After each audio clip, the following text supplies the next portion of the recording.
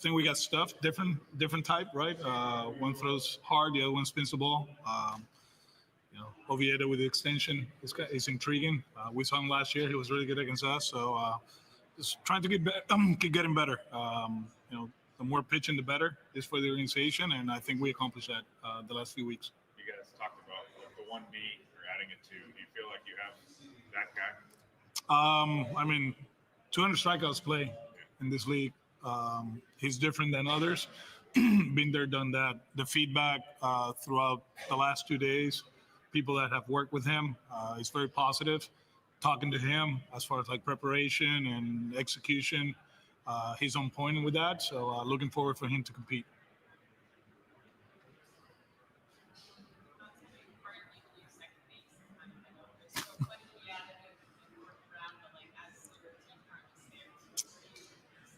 Yeah, we'll see what happens in the upcoming weeks, but we got some good players that can play the position. I know Christian is back home playing. He'll play more outfield than second base. I don't know if we're going to play second base at all or first. We just got to get him going offensively. Hammy, obviously, the athlete we liked offensively last year was a tough one for him because of the situation, right? It's not easy to be a utility guy, but defensively, he's one of the best out there. So we'll see where we at, starting in Fort Myers, but we got some capable guys. Getting Romy healthy is very important. He was a little banged up. I think you guys saw it in the playoffs, with his shoulder. So he's another guy that can play the position. And others too. Marcelo, he can play second, short, third base. I think it's early in the offseason, but it's not, right? But by the time we get to spring training, we'll have a better idea. What are your thoughts on the Counsell signing and what that means? Good for him, man. He earned it. The guy, he's really good at what he does and what he brings to the equation on the field, off the field, to the community is probably second to none. He's just one of those that, I had the pleasure to manage him in 21. And in a short period of time, the way he impacted the Red Sox organization, the city, I haven't seen too many of those in our environment, in our market. So I had a pretty good idea that was going to be the route.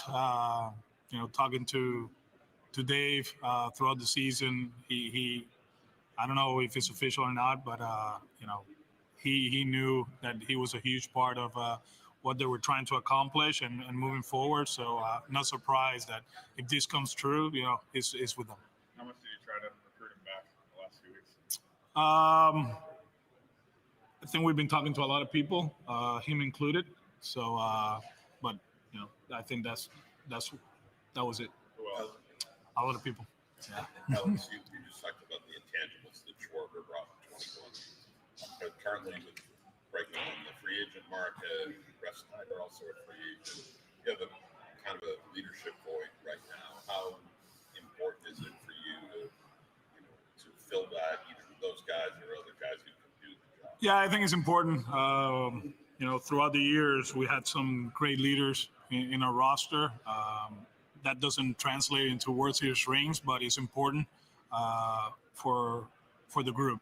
From JD in 18, Justin Turner, Trevor, Alex, Crochet last year. So it's something that if you look around and the teams that have been able to advance, there's always somebody there, right? And obviously, like I said before, it's early in the process. Alex earned the right, contract-wise to opt out and see what's going on. And we know he was very important last year, and there's a lot of leaders out there who are good players too. So we'll see what the future holds. Is it particularly important given the number of young key players you have on your roster who might need that leadership maybe more than others? I think it's important, but it's not a must. I think signing that extension 2 years ago, that's part of my job. I gotta help them to keep growing, keep getting better. It's our job as a staff to help them. But I'm a big believer that there's a line in between the clubhouse and my office, right? And I'm a big believer that they have to police each other.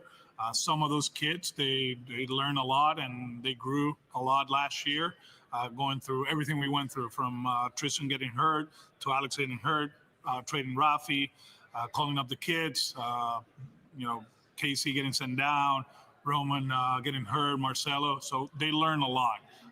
We still, believe in JD. JD's been there through everything, right? He was part of 21 for a little bit there. He went through the process the last few years, and then, we made it to the playoffs. We still have some leaders there. Trevor, of course, when he's healthy, he's the guy, right? Like, you talk to the guys, and they believe in, the way he goes about his business. He's a strong voice in the clubhouse, and he leads by example. So we got some capable guys in that clubhouse, but obviously there's a lot of leaders, like I said, in the market. So we'll see what happens. Have you talked to Reverend much, or you just let him be? We've been texting a lot about his facility in Arizona, and he's asking about my kids and all that. One thing I learned last year throughout the process: less is more in certain situations, and our relationship has keep growing. It grew last year. We became closer than in the past, and I love the kid. I love his family. He feels the same way about mine. So most of the time it's about, how the kid's doing, how soccer going, how his workouts are going, and we leave it at that. How are his workouts going? Good. Actually, I think if you follow him on Instagram, he's out there. He is, and I saw Ref is working out with him. Chapman is working out with him. It seems like it's a great setup in Arizona.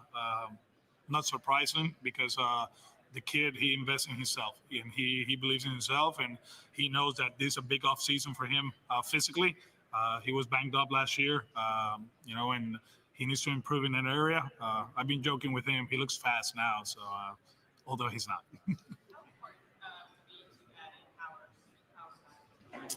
Yeah, that's a topic that everybody has brought up, the last few weeks.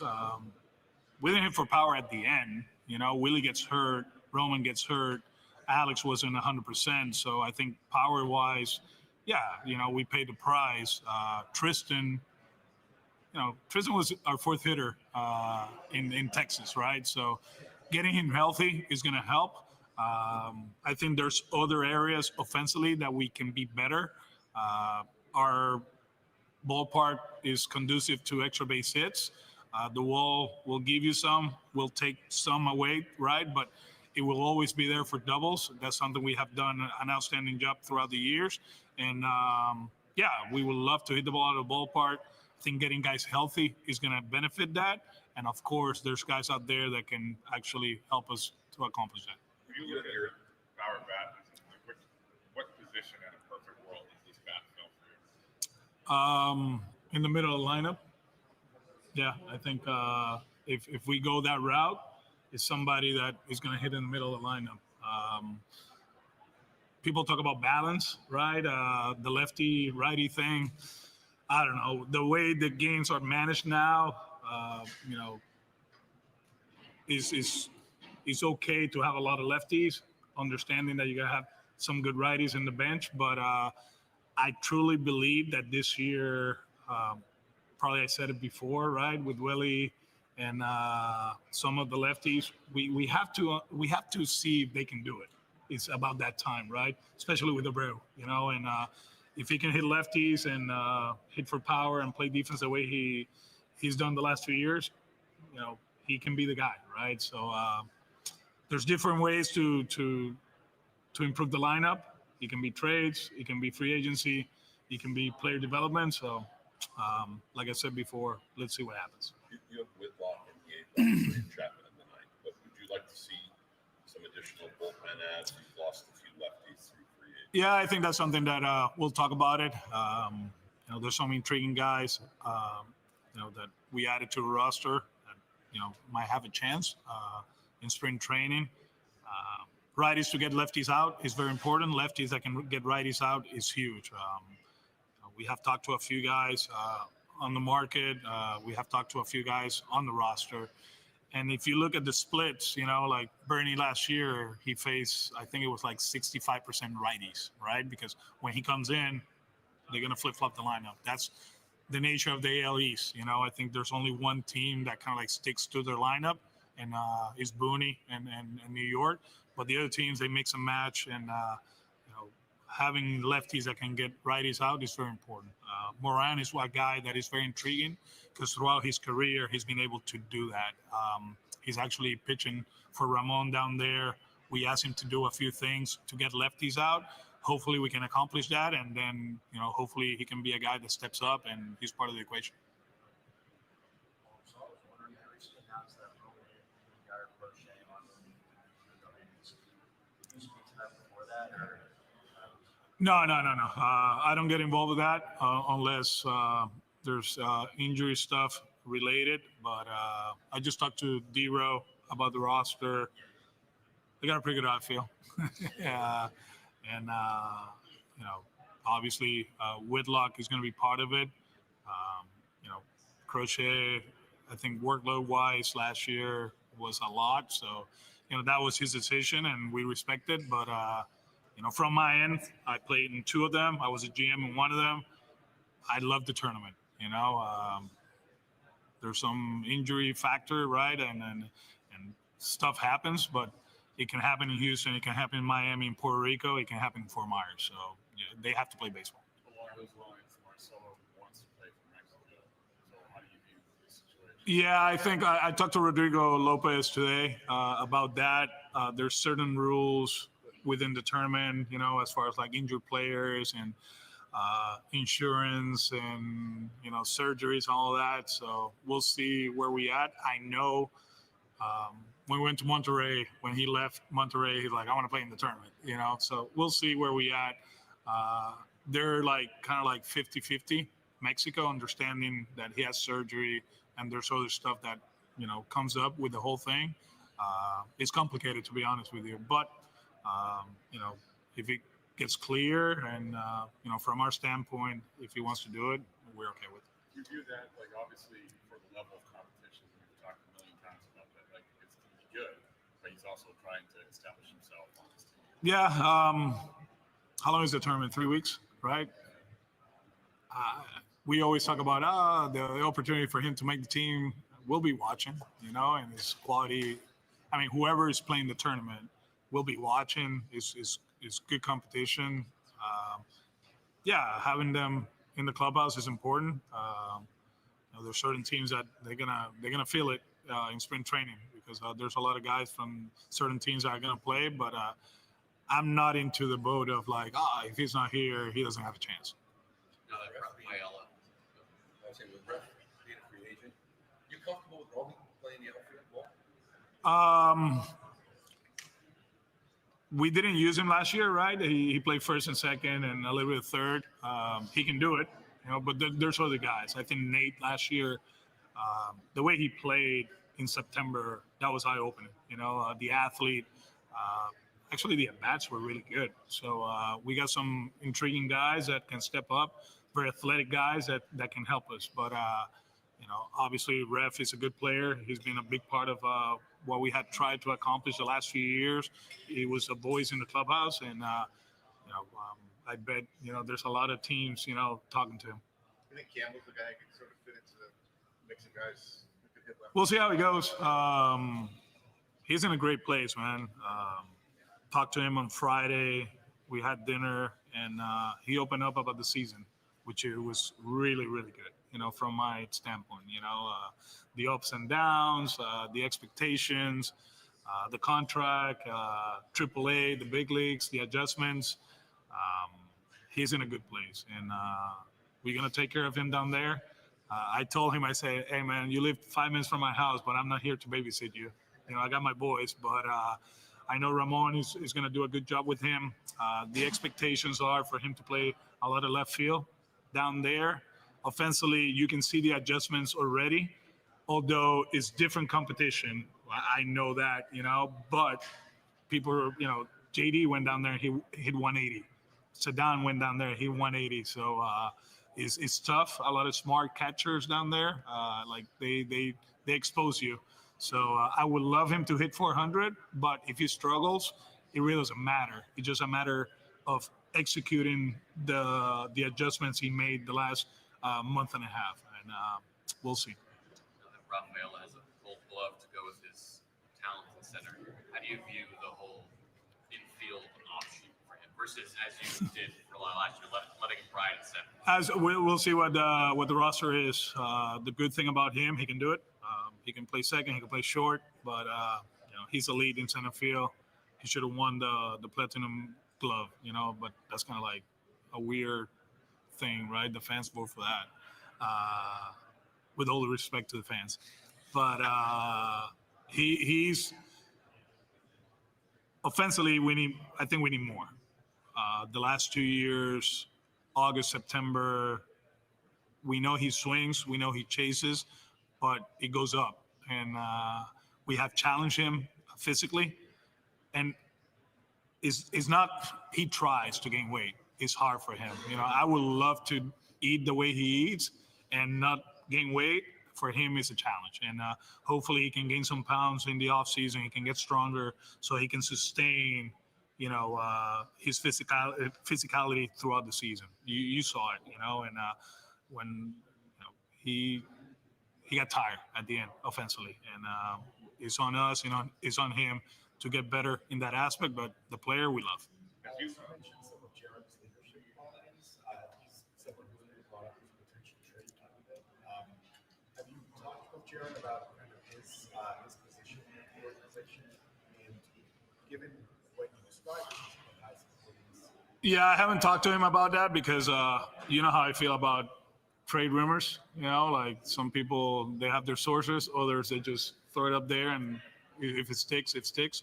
But actually, he helped me with Casey a few weeks ago because we were in the conversations about him going to Puerto Rico. I say, JD, please give him a call and tell him about your experience, although his experience was unique, right?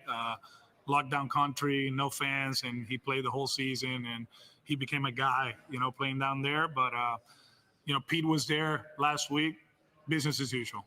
That's something that throughout the years I have to learn, that, you cannot listen to everything that is said out there as a manager, and I think my players understand that. So he's getting ready for the season as usual. how do you view the core outfield? It remains a tough. I think we made it work last year, although obviously, with the injury, kind of like it was easier in that aspect. But, moving guys around, giving them rest is important. And, we like our players. All of them, they're very athletic. They're really good at what they do. And I think it's the best outfield unit in the big leagues. How do you look at Yoshita's role? Excuse me? Yoshita. As of now, he's healthy. He'll do his work in the outfield.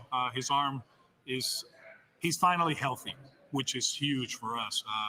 I've been saying this for a while. If you go back to his first season, that first part of the season, he was one of the best hitters in the big leagues. Towards the end, he was our best hitter, right, last year. So having a full off season of, not rehabbing, just getting stronger is going to help us. The outfield part of it, we'll see. We got a lot of them, and we know he can hit. So we'll figure out. But, no doubt about it that he's a big part of what we're trying to accomplish. You need more slug from him. I think it will come. It will come. No doubt about it. The way he was hitting the ball towards the end, it was a good sign. He grinded through it last year, man. Like, obviously, I'm not that open during the season because of who we playing and matchups and all that, but took him a while. He was in good spot in spring training. Then he had a setback with the throwing part of it, and that pushed him back, And when he came back, he was grinding through it. He got to the point in August that you could see, the work he was putting in, that he was feeling good about it, and the results were there towards the end. Who do you look at as you expect to play in the tournament? Your guys from WBC. I think Whitlock, right? He's in. Probably Jaron, he's in. Chappie, that's an interesting one. He has options, I think it's USA, Great Britain. Yeah. He might do that one, which is great. Yeah. Moran, probably. Not talking as a ex-GM for Puerto Rico, but we need lefties. I think that's it, to be honest with you. I think Narvi at one point that we're talking about him, but obviously with the surgery, I don't think it's going to happen. Willie, yeah, I think Willie. Not talking for Omar, but I think he's in the mix. Yoshida and Sadon. Oh, yeah, Sedan, Netherlands. Yoshida, I'm not sure. Not sure. Sonny Gray seemed like we met the Yankees and Boston rivalry pretty quickly. What was your reaction to what he had to say about that? I mean, like Booney said yesterday, what he's supposed to say, right? It's good for the rivalry. It's good for us, and I hope he feels the same way about the 29 other teams, But I think it's good for everybody to write about it, and it's good for a rivalry. After you went home and were able to digest the whole thing in the last 3 days, what were your takeaways? And then watching the playoffs, what was the difference that you noticed Difference. between you guys and the teams that made it toward the end? I think if we make 2 plays in game 2, then we were going to be okay throughout. I go back to that series, and game 1 went as planned, right? The big boy to Chappie. Offensively, we did enough. Game 2, we didn't play well, and we were almost there. We were 1 pitch away in the 8th inning with Whitlock to get out of the inning and go to Chappie and take your chances. It just didn't work out.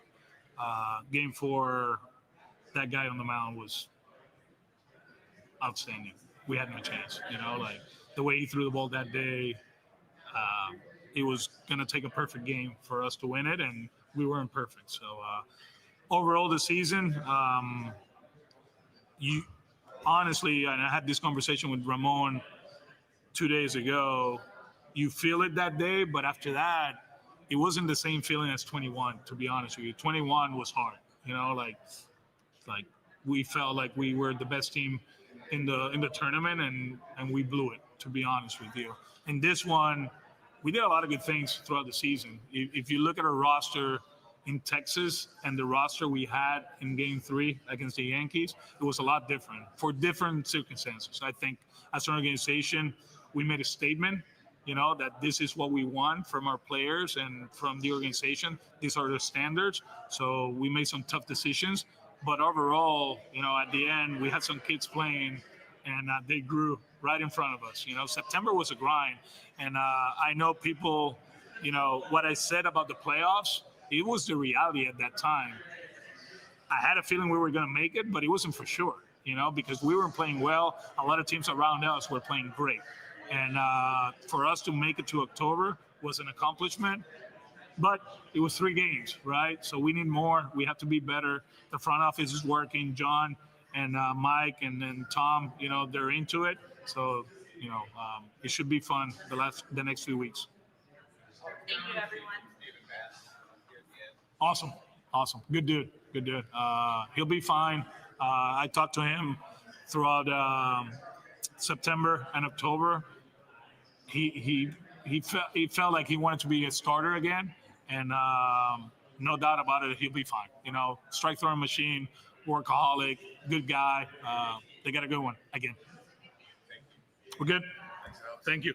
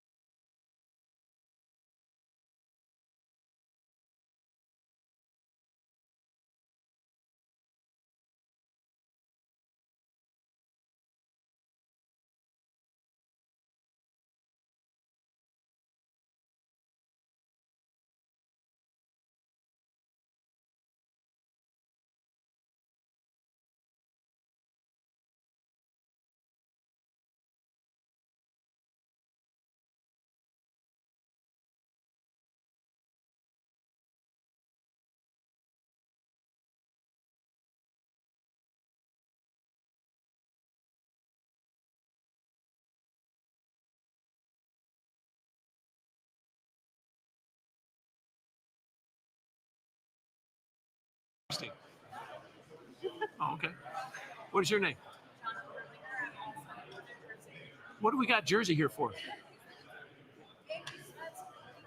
I like it. What's this young man's name? Boston Globe? Yep. Nice. What are we here for? Pedroia? I'll heckle you about Pedroia. Nice. Videographers, who are we? ESPN. Shit. What's your name? No. I don't care about ESPN. Why do I give a shit about ESPN? The guy next to him holding the camera that's going to get tired. What's your name? Oh, another Associated Press. That's code for the mob or something. I don't know. Nice man right here. What's your name? Akira. What TV? Oh, Japan. Okay, I got that. From? Nice. Okay, how about you guys? I know you. How about the young man with the Giants shirt on? Nice. Nice. What is your name? Oh, Dice K. Good to see you again, man. Awesome. I love it. What's your name? Oh, I know you. It's awesome. How about the guy with the big camera taking a picture here? USA Today. They still have that thing? I used to get it in my driveway. I love that. I'd throw away everything except the sports and just sit there and yeah, good to have everybody here. All right, what are we talking about? You want to talk about Freddie? Great young man.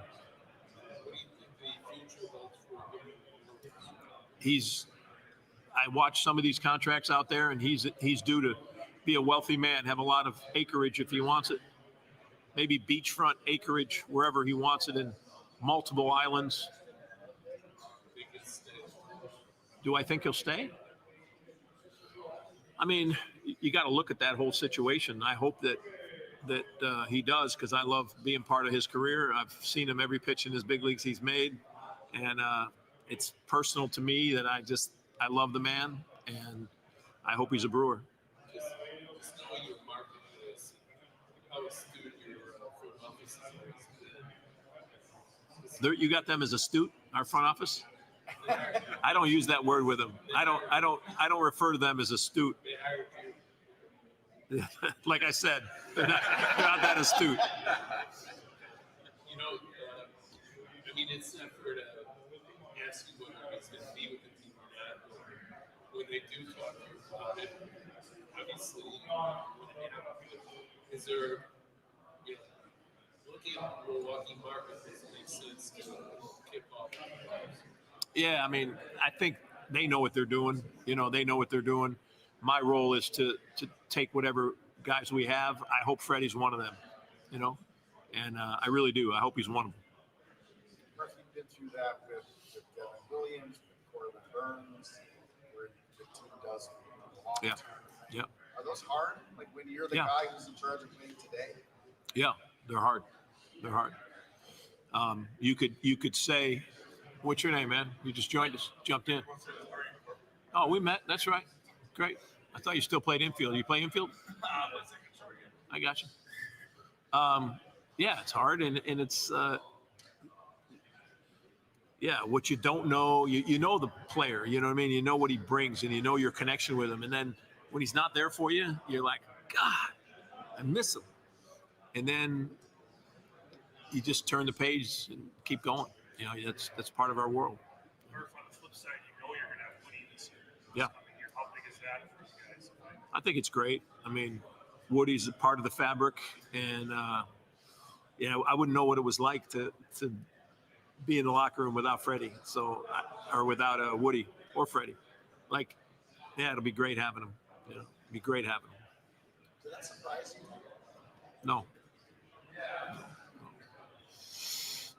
Woody's not about how much money I can make. Woody's about, he knows the scenario he wants to be in, and that's special. But Woody will live in Mississippi in the off season, and he'll raise a great family, and he'll impact that community. But That's Woody, and I think his first priority is not how much money I can make. Murph, what do you think about Bryce getting named to TV on Saturday? Not surprised. People are recognizing what you guys came to me with a couple of years ago, saying, "Isn't Terang going to be something special?" That was a little shot at Todd. A little shot at Todd. Oh, yeah, that's true. Oh, that's right. You had bad bulb. Bad lamp. Bad lobe. How does it, he's such an unassuming sort of humble guy. How does something like this, with Aaron Judge, the best of the best, affect a guy like that? Who are you talking about? Terrain. Oh, He's not the flashy. yeah, he is. Terang's flashy in his own way. Yeah. He's got tats everywhere. He's flashy. Look at me. He's great. I love that kid, man. He's a ball player. You can see it. You can smell it. Yeah, the best is yet to come for him. He's got so much to give. Yeah.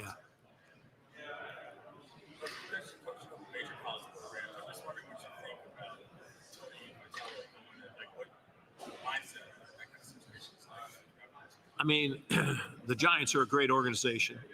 They've proven it over time. Buster Posey was part of one of the greatest eras ever in Giants history, maybe the greatest. And Buster Posey knows what he's doing. He knows culture. He understands. And the manager is really responsible a lot for the culture, a lot of it. He understands it.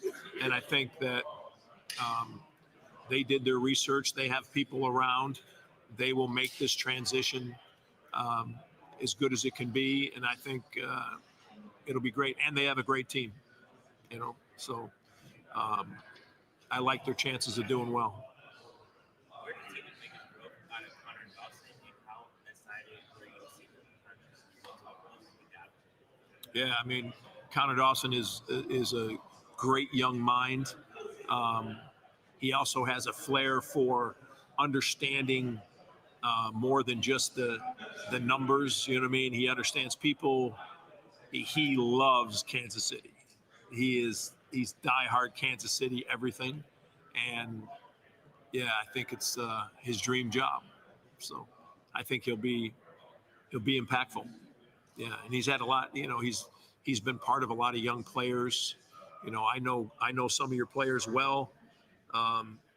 You got one of the best young talents in the game in Witt, and you have other great players, and you have great leaders and characters like Salvi. And yeah, Connor will be a big impact. You looked at the impossible last year. You were at the top of the league run score without getting a lot of home runs. We hit enough. But I mean, you weren't considered a home run team. So with that in mind, I hope we are this year. That was my question. Can you replicate scoring 800 runs without more home runs? Yeah, I mean, every feat or whatever can be repeated. None of them are easy. None of them are usually done the same way with the same scenario and everything else. But, the bottom line is to win games, you know what I mean? And try to win as many games as you can and use your 27 outs the way you use your 27 outs effectively. And it's all kind of snowballs together, and there's a few opportunities here, and you take advantage of those opportunities, and then boom, before you know it, you've won the game. Hitting a home run is oftentimes what the pitcher throws you and how you put him in that position to throw you that.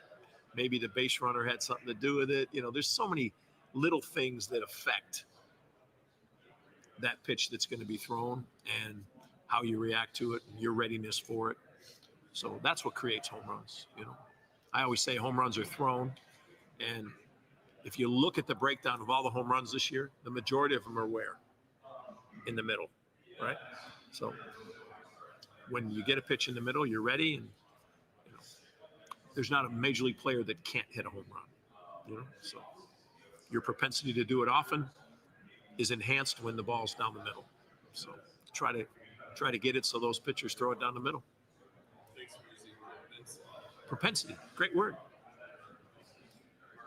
Thank you, meaning I'm showing a little bit of my that I You really do.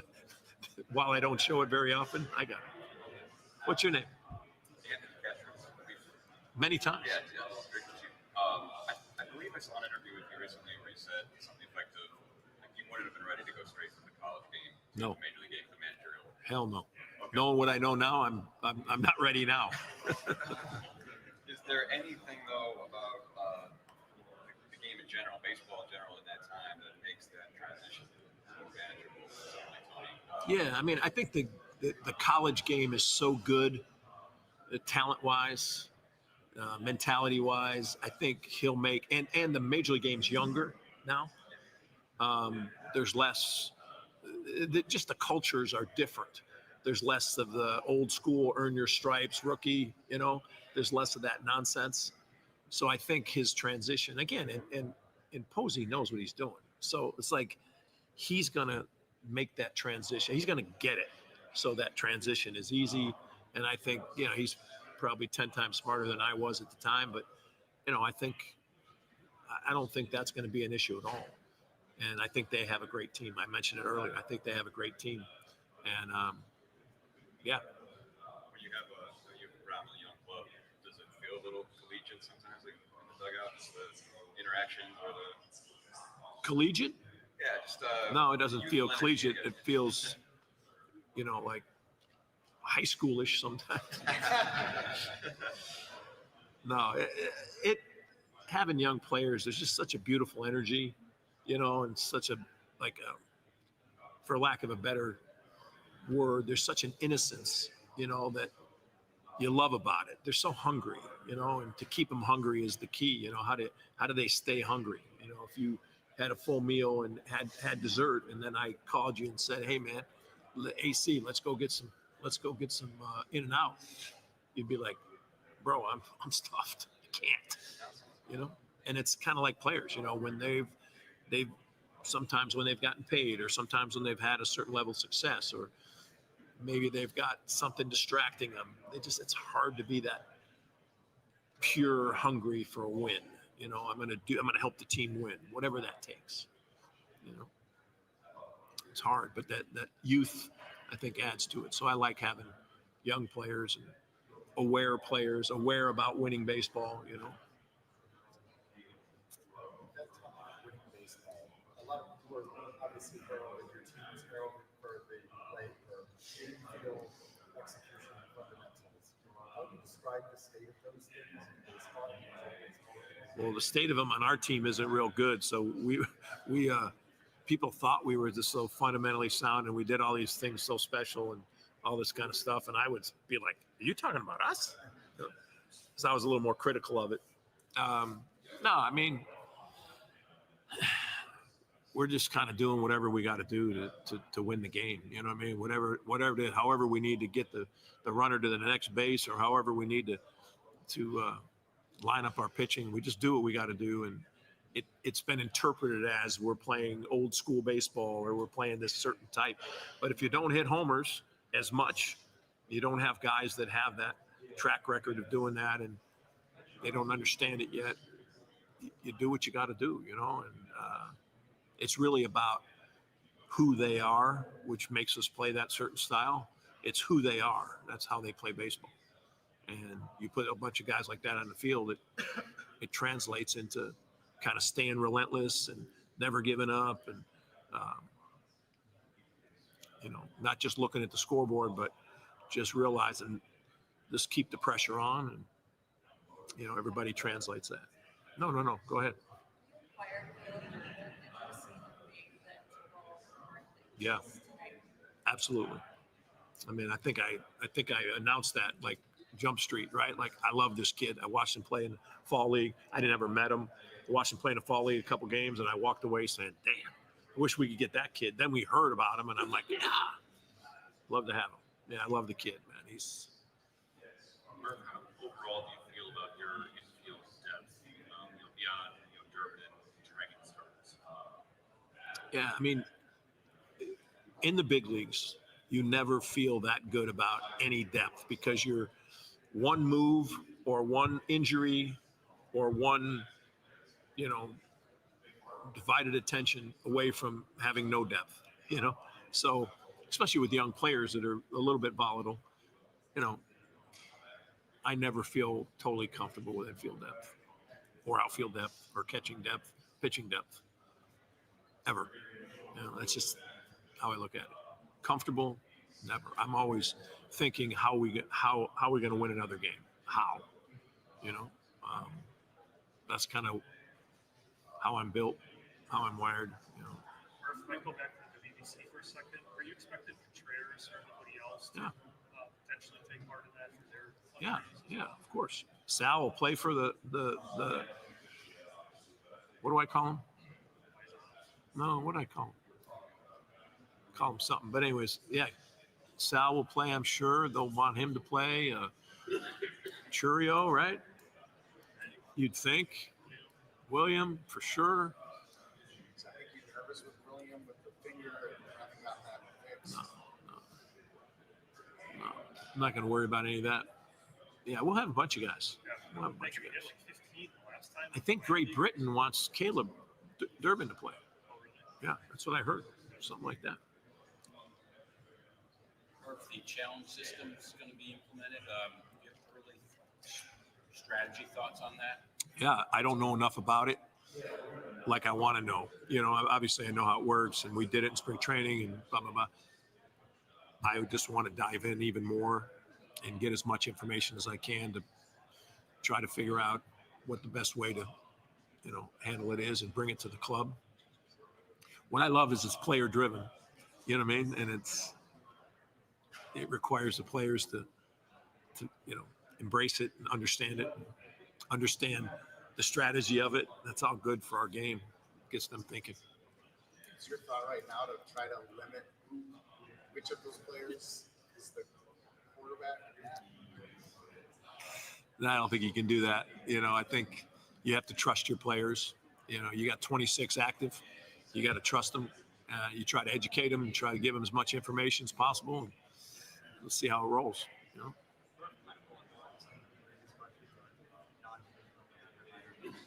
I can't hear a word you're saying, man. I'm curious if with some of the grass on the non-traditional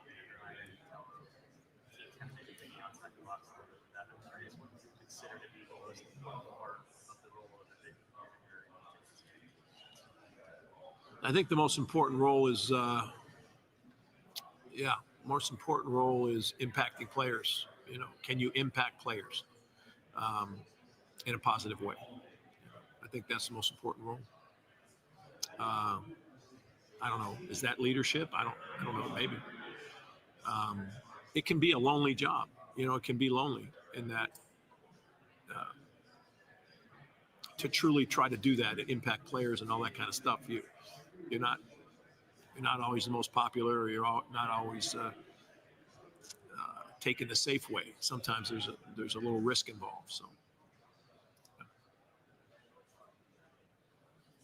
Last year in spring we talked so much about the shortstop, second base, Joey. Yeah. Bryce. Sal. Play Sal. Sal at third. Yeah. Churio in the infield. Is that short and second? Are you set on that now, or is that still something? If Bryce had the whole, had all the time to build up or whatever. Yeah, I mean, I think that most likely that depending on, anything can happen in between now and the start of spring, but Joey's as good a defender at short as there is in the game. I don't know how the defensive metrics, but was he close? Yeah. Oh yeah. Was he? Okay. So that's not something to just scoff at. Like, oh, well, we need more offensive production. Well, guess what? He's going to give it to us. He's going to give us more. There's no question. The kid is very capable, and he's going to be a really good offensive player. And obviously his confidence a little bit is shaken, and people talk about it a lot, so that's affecting him. But Joey's going to be way better, and he's a great defender. We can only hope he can defend like that again. And then we've got the second baseman that's pretty damn good too. So, yeah, I don't think that changes. Yeah. You got me out of here? Our old friend Mark Kotsay. Thanks, everybody. Thank you.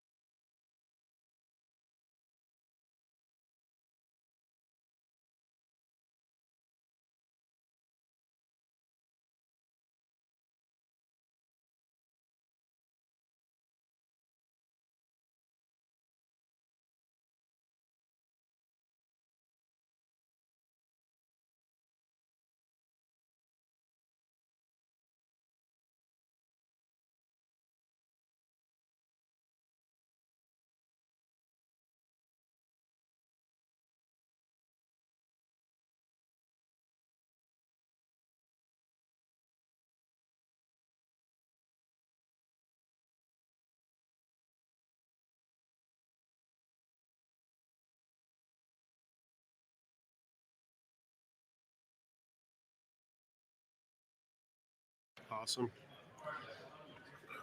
Liv, can you hold that? Huge. I like these type of crowds. I'm used to them. Hey, Evan.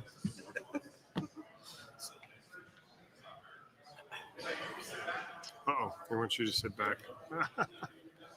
Way to go, Martine. Good. Outstanding. I talked to David yesterday, obviously, just about kind of needs off season and kind of looking at urgent field game. Kind of points to pitching and maybe the area that we're looking at. We've obviously had a nice finish to the year last year with a group of pitchers that you felt good about. Just how do you kind of feel what maybe needs to happen for, I guess, that next step that you guys are trying to take in 2026 to improvements that can maybe help you get to that goal that you want? Yeah, I mean, I think if we start with the pitching side of it, right, we talk about the improvements that we made in the pitching over the last probably 4 months, and I think a lot of it had to do with actually the improvement we made on defense. I think that helped in ways, outside of just the data type of numbers. It helped with the confidence that the guys had and being able to execute pitches in the zone and be confident we were going to get outs and be able to defend. So, at any point, everyone wants to add pitching. The depth that you need to get through a season, the adversity that takes place throughout the course of the season. If we can add starting pitching, it's only going to help, right? I think for our club right now, we've seen the transition of the position group over the last 2 seasons take place, the success that they've had, and no one can argue that against the fact that our position group is our strength. And I think we're in a position here now where the young, talented pitchers are in a very similar kind of spot. And they may be a little bit younger than what our group was. If you look at and identify the guys that we've, look to be impactful pitchers in our future, which is Gage Jump and Arnold and Echeverria. We got Morales to the big leagues. You've got kids like Morris, Nett, Baez. So there's some names there. There's a group there that I think, the development of that group is going to really help us and maybe catapult us on the pitching side. But by all measures, if we can add some pitching, I'd welcome it with open arms for sure. That position player group, obviously, Kurtz and Wilson finishing on the rookie of the year. Just look back at kind of the impact they had, and just kind of knowing that those two headline the group that you mentioned. How good is that? Just knowing that core is in place here for a while. Yeah, and it's great to know that the core group of position guys can possibly be together for an extended period of time, led by a rookie of the year and another rookie that finished second, right, in the voting. So really exciting group. Tyler Soderstrom is a really exciting piece of that group. Shea Langley-Ayres is also Rooker, Butler. You get those 6 guys in that core group kind of going forward together. I think that the continuity, the culture can only elevate our success. And I know that the last 3 months, 4 months of the season, outside of that 20-game stretch we went through, we had a legitimate opportunity to make a season really successful. And it's just unfortunate that the adversity that we took on in May really impacted, the total number of wins we were able to achieve. Dave mentioned potential extensions for some of those young guys. I guess it's kind of a change from, recent times. We saw last year with guys like Rooker and Butler. Just what's like just kind of knowing that these talks are just going on and maybe the effort there to kind of keep these guys around. There's a big effort there to keep this group together. There really is. And I know and ownership is making that effort, which, as you talk about, is a change, right? If you look at the group prior to this, that you could identify as a group that you would have wanted to move forward with, the group that came together in 17 and 18 and 19. The resources weren't there to afford to keep that group together. I think there's a vision and a future here going forward with this group that we were able to at least get those opportunities out in front of these players. But at the same point, it takes 2 to come to the table and reach that agreement and make that commitment. And that's going to be ultimately at the end of the day the challenge. These players have had really successful starts to their career, and not that hurts us because it really helps us. But at the same point, it at times can be difficult for a player. I've sat in those shoes to make that commitment prior to, really hitting a pinnacle in your career and taking advantage of that opportunity monetarily. So, but we're hopeful that we can get it done. And I think we've got, 2 guys that have made that commitment, that are really supportive, and then we'll really push to get their teammates on board. Kotsay, you mentioned the young core, and obviously Wilson and Kurtz have been outstanding, Rooker and Butler and everything. Things I'm wondering is, Denzel Park obviously is amazing defensively, but where do you see him playing next year or so? Well, the goal is to have Denzel in center field. The unfortunate injury, which led to him not being able to kind of come back and play in a what we want to say a sufficient amount of games to really evaluate his future. There's a few of those guys in that kind of category. Max Muncy being another one of a young talented player, but for us, Denzel solidified an area on the defensive side that we were really lacking to start the season. And it showed, it impacted games. For me, Denzel can be that same player if we can get him on the field for 140 games and let him go out and control center field. The offensive side is, to me, a bonus. We saw flashes, and the athleticism is in there. He was making some great adjustments at the plate. And I think that this coming season, he's got to come to spring training healthy and prepared to go out and be that impact player in the middle of the diamond. One of the bigger offseason transactions is obviously Gigi Bladini. Just kind of how tough is it to see a guy who always showed glimpses of potential, but he just Yeah, JJ is an interesting player, and we as coaches feel, you know, there's a level like what we always talk about is we want to push the needle forward for players, and unfortunately, last season we weren't able to accomplish that together with JJ. This was a decision I think where you look at the roster and you look at areas that we felt are a strength, and that is in the outfield with the players that we currently have. And at the end of the day, I think JJ is going to end up in a great place, and hopefully, he will, have a season that's reflective of his season 2 years ago. We were just not in a position, I think, to wait for that or to give him that full opportunity with the players that are currently, on the 40-man. In regards to the farm system, I mean, we look at the lineup, there's a lot of homegrown talent there, and coming into the season, it's pretty strong. It's pretty loaded up on the pitching side, and on the hitter side, just hasn't been any points. How does it feel knowing that, the guys coming up next step up are going to be in a good position to develop the right way as it comes to games?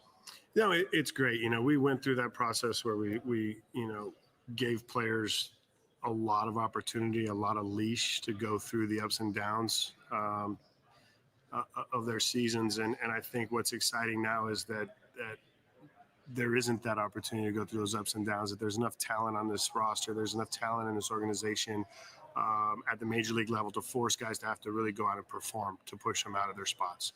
And that says something about the guys that are there currently that have established themselves now. That we always talk about track records, and these guys have started to, put some numbers together that are track records. And when you can have 5-6 guys in a lineup and that go out and play every day, we talked about this, being able to write a consistent lineup also helps in the challenges of a season. But it's exciting to think about this upcoming season and our opportunity that lies in front of us to go out and have an impactful year and a winning season. And then also, getting Brian Christensen, somebody that has familiarity with the organization, just how big is it to have back outside of the nice calligraphy that I have with The lineup card is going to look good, that's for sure, right? Because I know Darren Bush isn't going to do it, but it's great to see a familiar face come back. He bleeds green, and the opportunity to bring him back presented itself this offseason. He's a detailed type person. He's obviously been a bench coach for 8 years, and I think he's going to have some impact with us. The position he's going to coach in with the outfielders and the first base role, I think he's going to have immediate impact in the way we run the bases and the way we play the outfield. The seasons that Nick and Jacob had, how can you push the needle forward and help them avoid the dreaded sophomore slump? Yeah, I think, for both these young players, obviously there's going to be a high level of expectation on them. They'll probably put that on themselves, but I think our group does a good job with kind of insulating each individual on the roster. I think Rook takes a lot of that and shoulders it himself. So they've got some players that have been through it with Rook, with even Butler last season, going through a little bit of a, what do you call it, sophomore slump, or, maybe not having the type of year he had the previous year.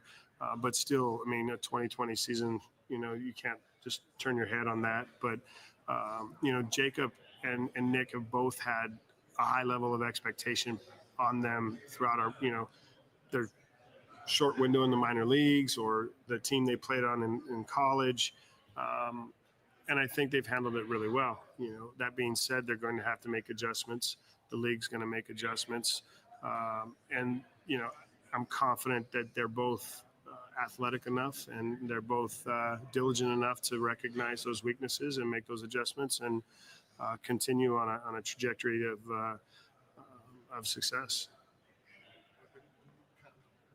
On the team starting stuff, do you get questions or have discussions with your guys about how aggressive are we going to be? Rook texts me quite a bit. Yeah, Rook throws some names at me even, but and that's welcome. I always tell our guys, hey, you pick up the phone, you text me, any thoughts you've got, even during the off season, I'm here for you. I'm here to help. I'm here to talk about it. Yes, these players are always, at this point looking to add, and make us better, which is great. That's their mindset. I think for us as an organization, we look at, the areas of need per se. And even though we have some homegrown players, as we talk about, in the Max Muncy and the Daryl Hernais and the Brett Harris and Zach Geloff, that mix of guys competing for that second and third base spot that really on our roster, we look at, having to fulfill a need. They're also aware that if we have an ability to go out and identify a player that has a track record that can come in and impact either of those two spots on the field, that they're all for it. So.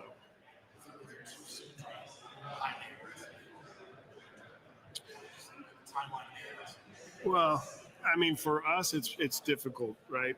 And we're still in a situation where we're in Sacramento for 2 more years. We are still in that trending up phase, right?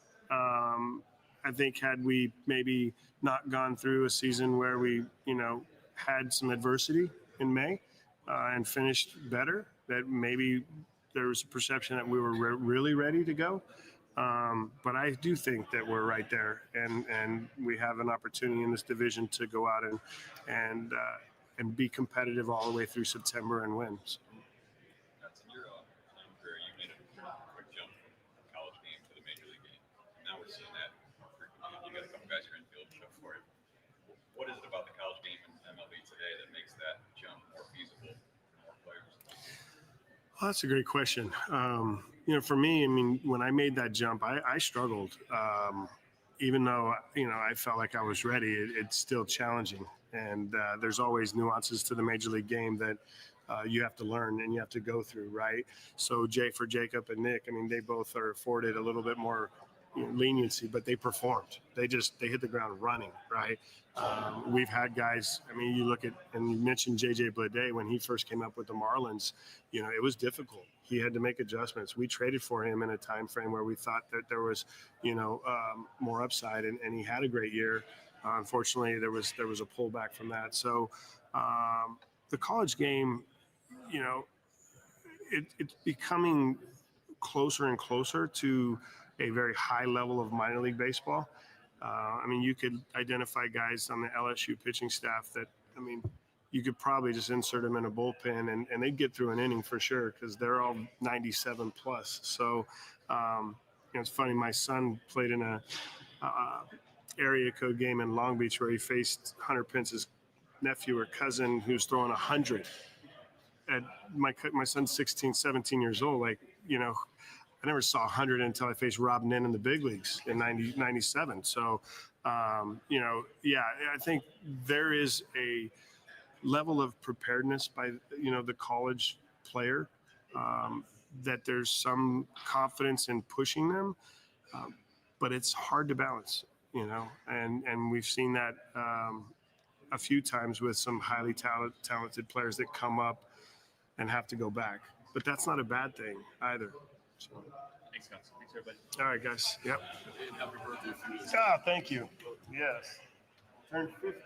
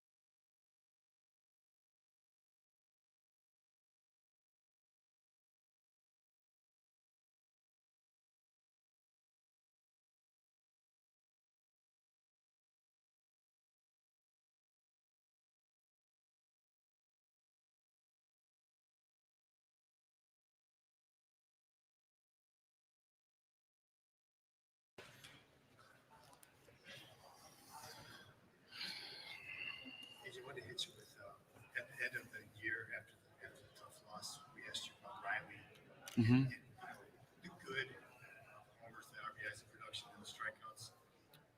What is this offseason? What's the next challenge for him to kind of maybe bridge that gap between the good and the bad? Yeah. So how do you have a three-peat of all-star seasons? Like he had one of the most remarkable seasons in Tiger history. Yet there's always room for improvement, right? So he's very aware of the things that he's going to try to do better. And that's easier said than done. To say, hey, we want more contact. Hey, we want the at-bat quality. Of course, like everybody does. So I think with Riley, the getting his body in a good place to be able to endure what we ask of him is always the number one priority. The swing adjustments, approach adjustments, the subtle little tweaks coming off a successful season soon follow. So, we haven't had a full conversation about, strikeouts or miss. Like that's very obvious that he wants to take the next step to be an even more elite player. But he's spending the winter getting himself ready to play 150 plus games again as he did successfully last year. Concerned at all about the decline in his speed and defensive metrics? Yeah, I think that's all part of getting himself in a position to play the outfield more. I think as rosters get configured and your team gets formed as it gets closer to spring, the DH at bats, how much can I get him off his feet more? Can I avoid some of the wear and tear that comes with the style of outfield that he plays? We've caught a few little subtle things on his pre-pitch that has sort of negatively impact the defensive metrics. That we're not concerned with, but at the same time can get him in a better position to go both ways a little bit better. The speed work that he's doing this off season will be key. He doesn't have to be a burner, but we're trying to get him to be an efficient runner to be able to cover the ground that we know that he can. With Gleyber coming back, obviously, Yeah. the 12-line offer can always go one way or the other. Are you surprised that he came back? And what does it mean to get back? No, I'm not surprised he came back because I know he liked it here. Obviously I get to stay away from contracts and things like that. He confided in me that he loved it in Detroit. He wanted to come back. And then the business side of the game takes care of itself. And so he texted me right away and told me what his intent was the morning of the QO stuff. And I was thrilled. Who doesn't want to add the quality at bat, the presence, the on-base skills, the contact skills?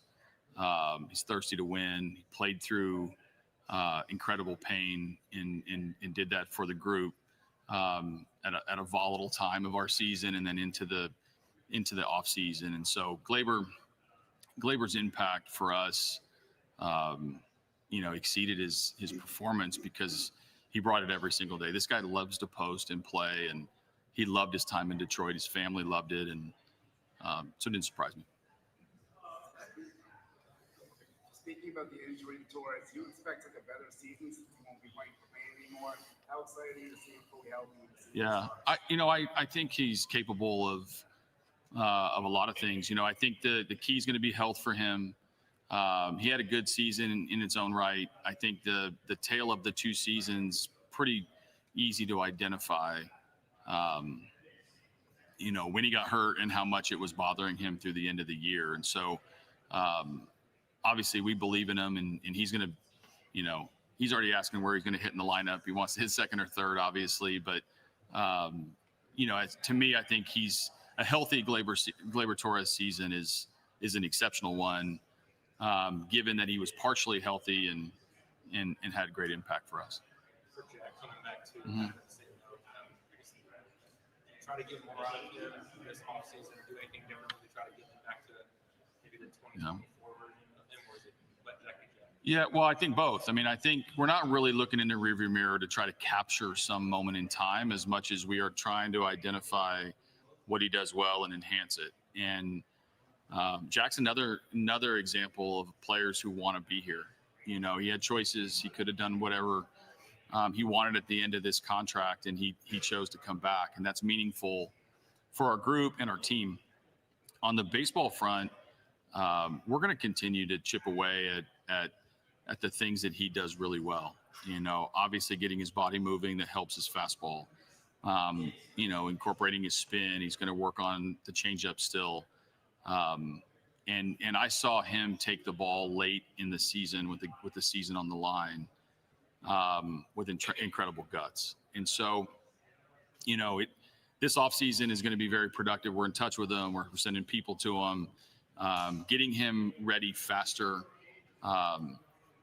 will be key for him to get off to a good start. But it's all hands on deck for he and all of our players to try to find a subtle way to put him in a better position in the spring.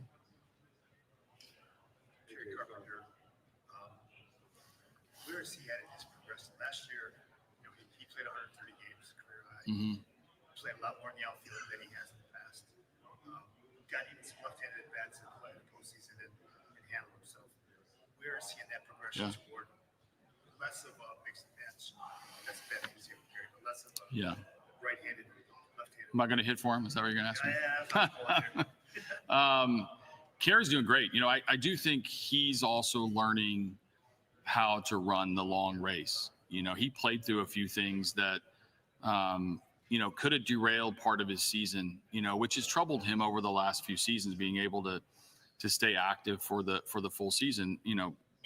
No fault of his, but just some unlucky turns around bases and colliding with walls and doing some baseball things. But he's taking incremental steps to be better. When he loves playing the outfield. And most of the time, my decision between outfield and DH is centered around our options. Who is available, whether Parker's healthy or not. When Wenzel was up, is Veerling available or not? It's not a knock on Carey's development as an outfielder at all. And then you keep saying to him, the better at bats you have, the more at bats you have when it comes to these matchup things. And he did a really good job finding some cues, making some adjustments, and getting a few more of those at bats. So I keep challenging him. He keeps responding. And I know that teams manage against him, which I say all the time. And that's going to continue. And, we need him to continue to be hungry for those at bats. You could end up having a fair amount of changeover in the bullpen, depending on how this offseason goes. How much can you use spring training to kind of figure out how that different mix fits the way you use it? Yeah, I think, every team's different. I know ours feels the same over the last couple of seasons because there's been a lot of carryover from year to year, which has been a strength. These guys all had 2 playoff runs. They've won 2 playoff series, in continuing to advance. And so I think in the spring, we are going to use the time to sort out what we have and what's the best way to use them. It's a hard place in time to evaluate.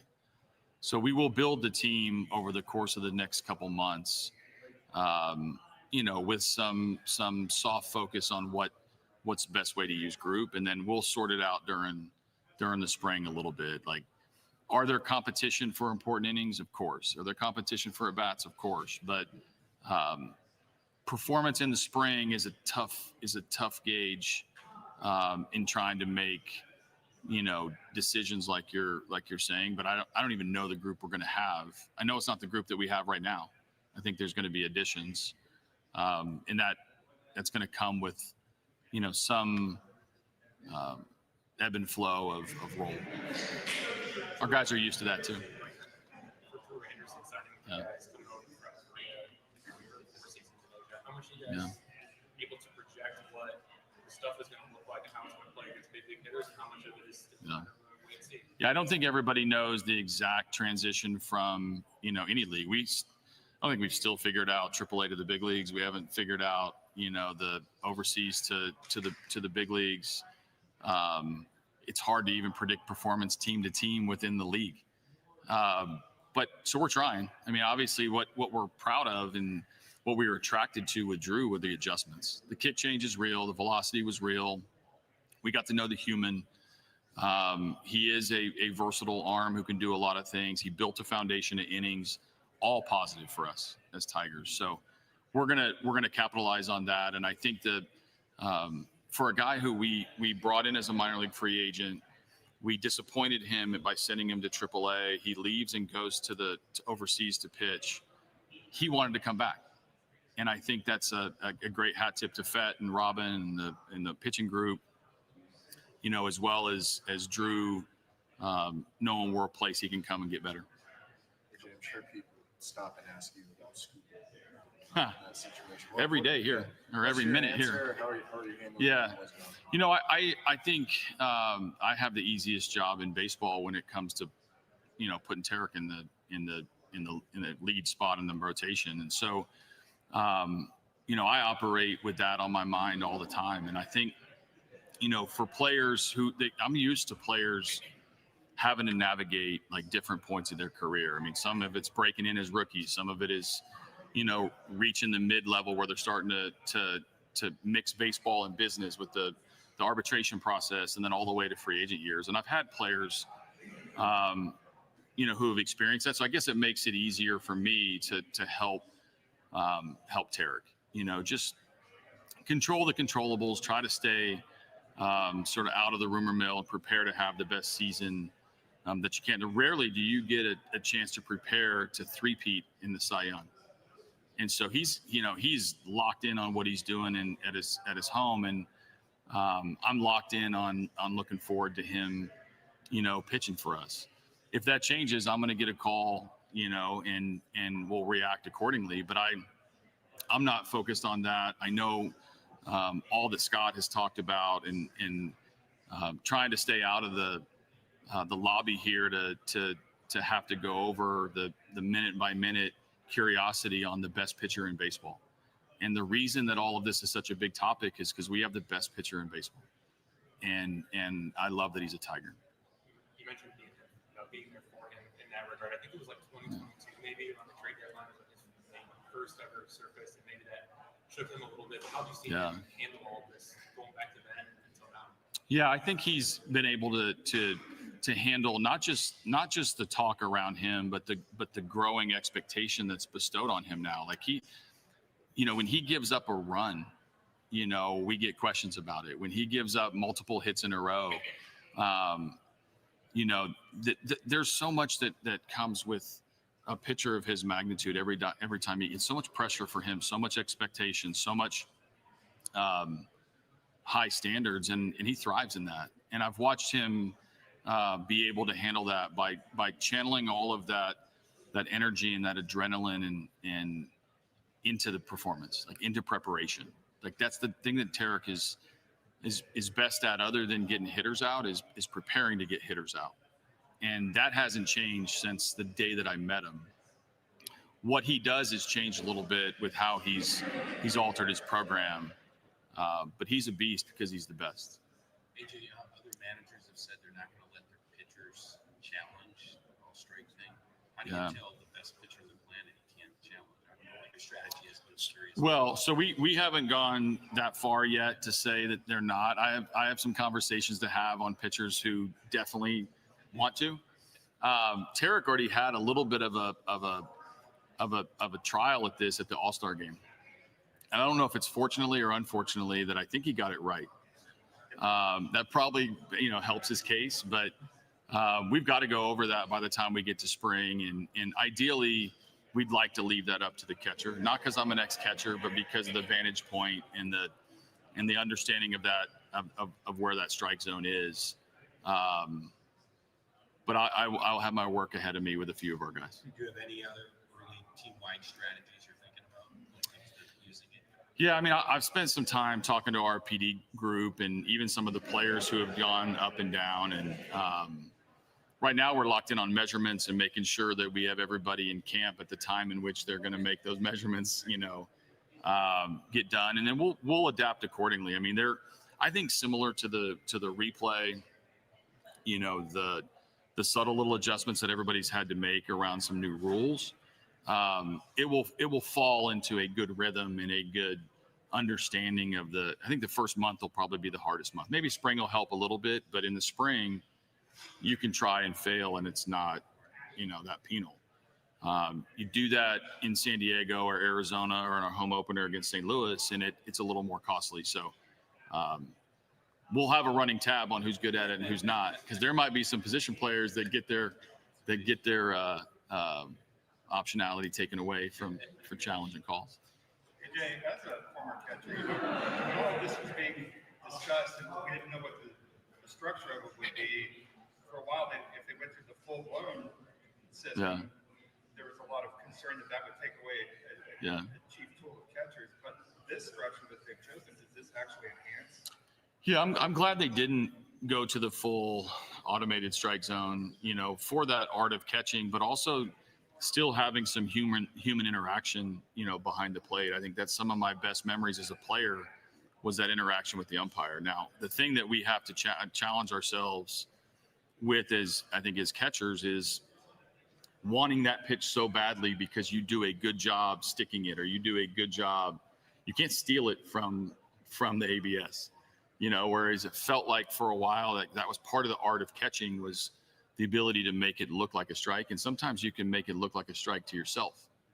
And that'll be an interesting, conversation we have with Dylan and Jake and our catching group to actually challenge not just the balls that you catch perfectly, but they have to actually be in the box. If I asked you to look around the game, people who might make a good manager one day, good players or coaches. You don't have to give me names, but what kind of qualities would you be looking for? It's interesting. This is an incredible offseason of guys getting hired into this position. It's a small fraternity. Some of my best memories and experiences here at these winter meetings is when you can find a little bonding time with the other managers. And so I'm going to try to continue to do that. The characteristics that always come through is relatability to the players, the ability to, to process information quickly. Having sound decision processes is important.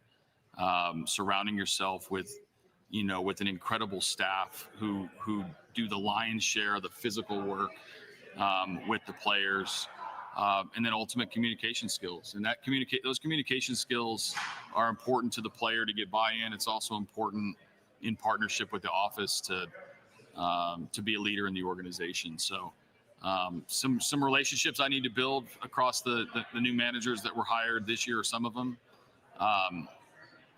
But it's awesome to see our position grow and realize, especially I came a different route many years ago.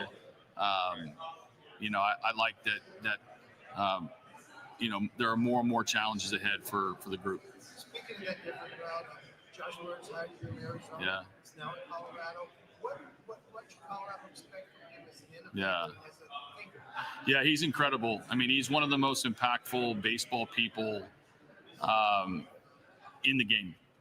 And that for players, for executives, for coaches, for managers, he's as genuine as they come. He's intellectually curious. He's a tireless worker. He's impacted my career in so many ways, but not just me, but across multiple organizations. And so I think the creativity in Colorado will be, immediately felt because of his impact and Depot's impact to sort of broaden the scope of baseball operations all the way down to the academy in the minor leagues. I mean, there's nobody in that organization that doesn't get better when they spend time with Josh. How much do you know Jeff? Yeah, I know him mostly by name and a little bit of video, and just the media stuff that I follow to try to learn more about the players. I have some former players who played in Japan that I've quizzed every now and then when a player comes over, but not entirely familiar. WBC helps too. AJ, what are your thoughts on Kevin McConaughey winning the AFL MVP and how well he played in AA last year? Can you see a world when he skips AAA and he's the opening day roster? Yeah, I mean, I think both he and Max Anderson had incredible fall leagues. I mean, we did pay attention.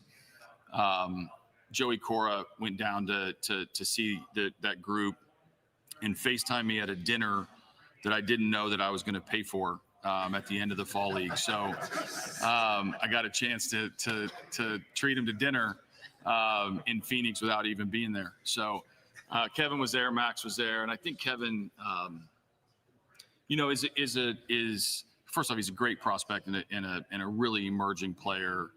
And I look forward to seeing him. Obviously, we've got a lot of decisions to make, and everybody's curious to make decisions on what's possible for him. I think his development's super important. He's got to go step by step to make the impact that so many people are predicting that he can do. So we'll make those decisions in time. I don't think anything's been ruled out. I also don't think anything is necessarily like in the works as we get closer to spring. But hoping to get him to camp and get him in games and get him playing with more expectations as he inches closer to his dream. And AJ, with Max in mind, with his contact skills. Max Anderson? Max, yes, something you're maybe locked at times. Does that sort of give him a leg up? Is he a good fit for the arm?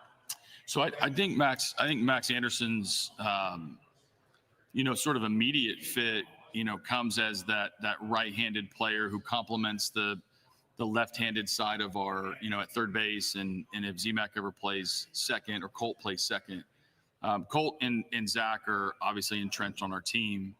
But we've always had a right-handed complement if we chose to go that route. And, we moved on from Andy Ibanez. Max becomes a candidate at some point to fill that role as it stands today. Who knows if that's how it's going to be when we get to camp. But his contact skills, power, and ability to play multiple positions, which will not surprise our beat. But those are all great attributes that Max learning and growing with. But, yeah, of course, his offensive profile has opened some eyes. Jay, this is not really specific to Max or Kevin, but the data shows the league's getting a little bit younger. Sometimes it feels like it's a lot younger, I think. And we all know young players can struggle. So is there a reason beyond certain incentives that teams seem to be getting aggressive promoting guys to the major leagues?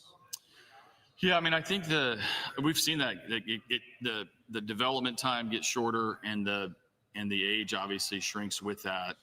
I don't know if that is part of the skill acquisition in the regular season, in the off season, the predictability of all the metrics make teams a little more comfortable to move guys pretty fast. The thing that I pay attention to is not necessarily whether they can hit 94 with 18 vert and 4 horizontal. It is rounding out the rest of the game. When the game speeds up, when they get to the big leagues, the small intricacy parts of the game are what they struggle with. It's the pace, it's the consistency, it's the tempo. It's never really getting a break at seeing vert and velocity day in and day out. Those things are huge when players are making their adjustment to the major leagues, and you can't get it anywhere else. But as fast as we are promoting players across the industry, the baseball-y things that we need them to do well, the base running, the positioning, the execution of fundamentals still matter in understanding all things that impact wins and not just, hitting data, pitching data, pitch data, all super important. But to play in the big leagues, you got to be a complete player. We have to go to our next station. We have a 2:30, so it's 2:28. We went 8 over. Sorry. Thank you. Thanks, AJ. Time and a half. Time and a half.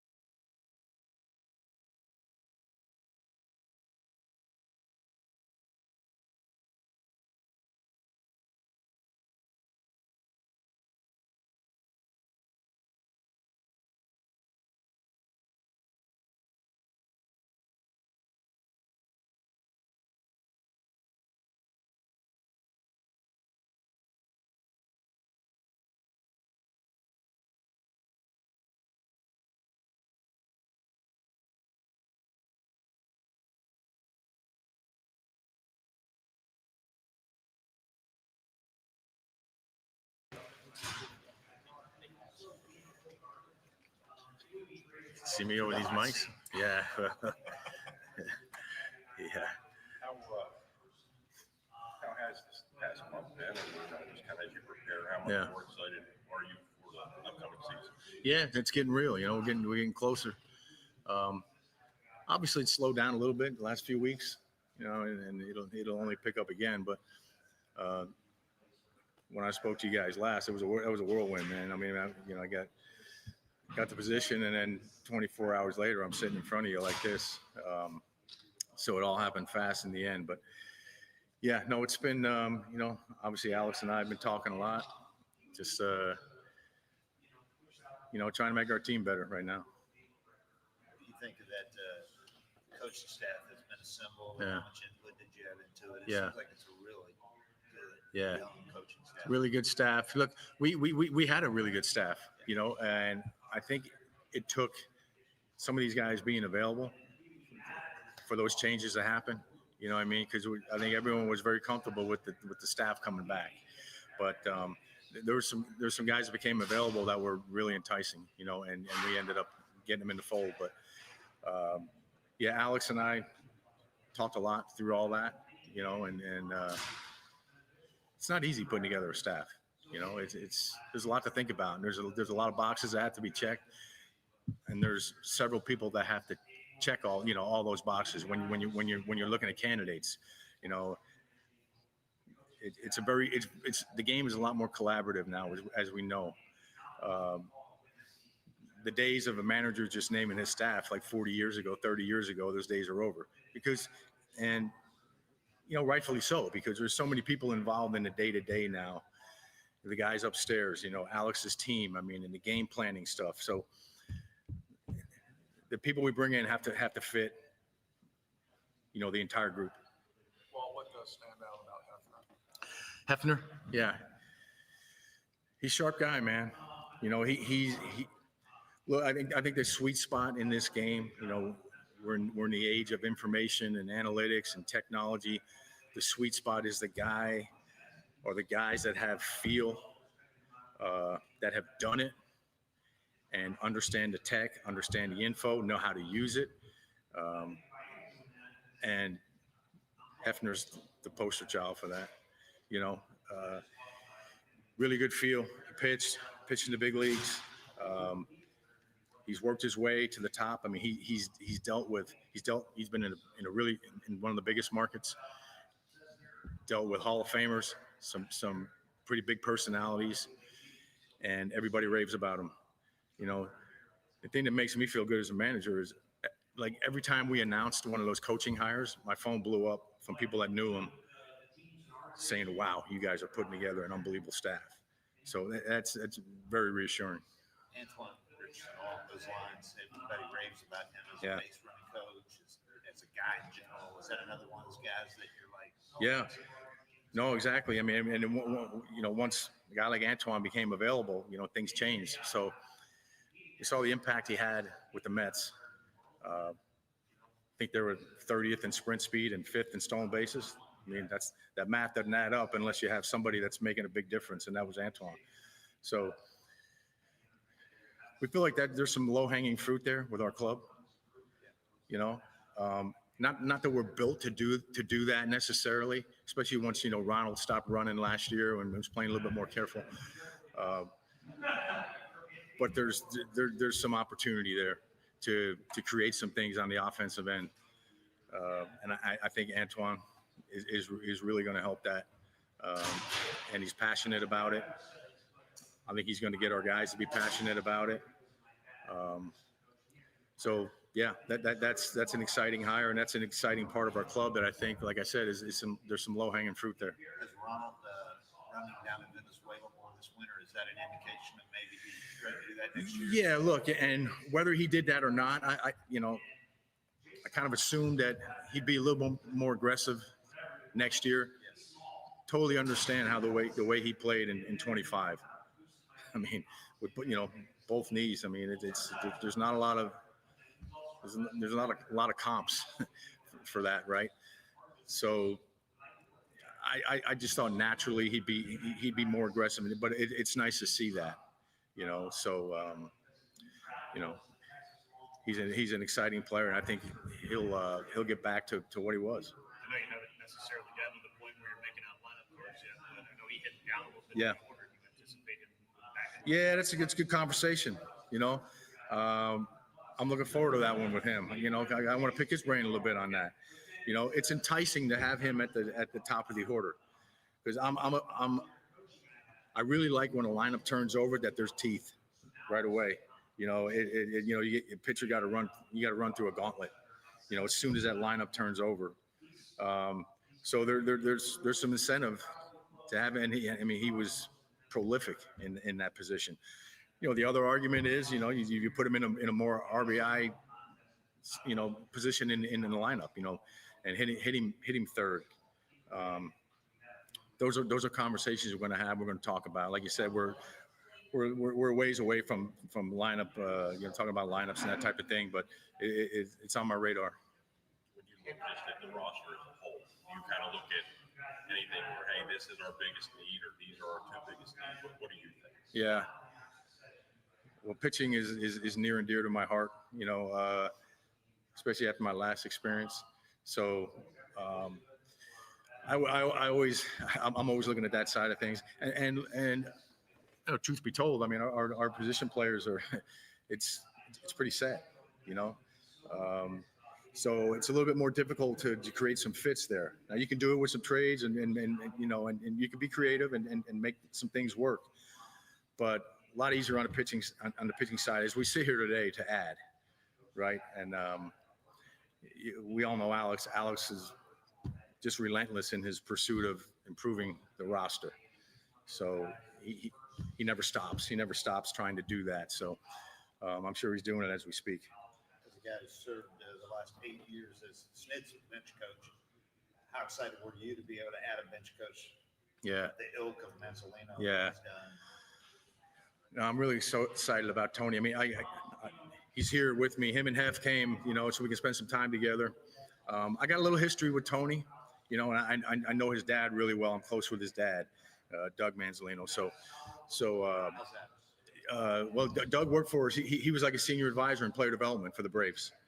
Of course, I was on the other side of the field from him throughout my career a lot. When he was a coach, a big league coach. So I know Doug really well. Know Tony some, but Tony's got a sharp mind, man. I mean, he's impressive, well beyond his years. I know he's not a young guy. I mean, he's compared to me, he is, but who wouldn't? But yeah, that's true. Thanks, OB. But yeah, no, he's an impressive guy, man, and he's sat in that seat. I do think, there's some value there, for a bench coach. It doesn't mean everything, but it means something, and he's got really good baseball eyes. He's got a good baseball mind. We've had really good conversation already. So, and he's going to work with our infielders, along with Tony Diaz, and so I was in a similar position, and this should probably help him. I was in that position the last couple of years where I was the bench coach and the infield guy.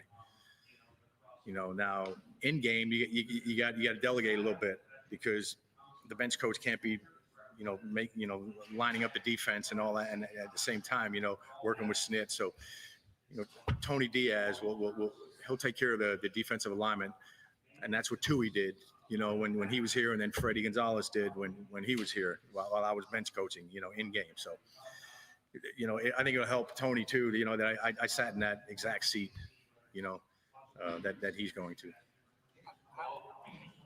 Question you may have answered these guys before. Can you tell me what lessons you learned after you left Colorado? Yeah. This is your first time around.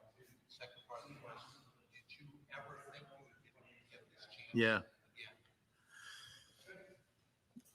I mean, I talked about this in my press conference. The circumstances couldn't be more different from the first time I did this. In Colorado, when I got hired, I'd been out of the game for 4 years. I was coaching high school football. I was out of baseball. Took the interview just to experience it, to experience it. I had never done that. And I ended up getting a job, and here I am. I'm like, oh, now what? but a lot of on-the-job training, and I had a good staff in Colorado that helped me along the way. It's early on. So, and the team was coming off at that point was the worst season in franchise history in 2012. They've had a couple of tough ones, lately, but at that point it was the worst. And so it was very different, and so I didn't even know what was important to me as a manager the first time around because I hadn't done it, so very different now. 8 years as a bench coach, with a team that is built to win now. I know the team like the back of my hand. I walked into that first situation in Colorado completely blind. I wasn't even in the game, so I let alone know our team. So just completely different, but a lot of lessons learned along the way, and I'm grateful for that opportunity because I wouldn't be sitting here today without that. And I the record wasn't great back then, obviously, but I'm proud of some of the things we accomplished in those 4 years, culturally, especially. So, yeah, a lot of great lessons learned. And did I think I'd get another chance? I don't know. I didn't know. And I didn't have to. I didn't have to do this again. And I loved being Snit's bench coach. I loved being back in the Braves uniform. And I think it's fairly well documented. I turned down some interviews, over the last several years, because it's going to have to be really good to pull me away from what I was doing. And I truly didn't know if I would ever manage. And like I said, it was okay if I didn't manage again. I was perfectly fine with that. Now, once Snit stepped away and Alex asked if I was interested, I got pretty excited about it, Yeah. Well, how encouraged have you been in the health updates when these stars? Yeah. Alex and Dolan, Grant Holmes, Yeah. good to go. Spencer, it seems like things are progressing pretty well. They are. Look, you always have your fingers crossed when it comes to your pitching health, because your pitching depth is always going to be tested over the course of a major league season. So everything's good right now. Of course, they got to get on the mound and they got to start putting together a workload, and then you see how they respond. But as we sit here today, all the reports are really good, and that's really important, because you can't compete. I think as we saw last year, you can't compete without your pitching. You have to have quality pitching in this league, or I think it's literally impossible to win a league championship or a World Series if you don't have better than average, above average pitching. So it's critical. And so there's some health questions there, but as we sit here today, it's all really good. As good as it can be here in the middle of December or whatever. Well, as healthy as Ronaldo Lopez stayed as a reliever, and then last year, even though 2 years ago, even though he pitched so well as a starter, he hasn't stayed healthy as a starter. Are you tempted to move him back to relief since you have some other guys? Not so much tempted, but it's a nice fallback plan. These guys are going to be built up. I know I get those questions about Grant Holmes and this and that.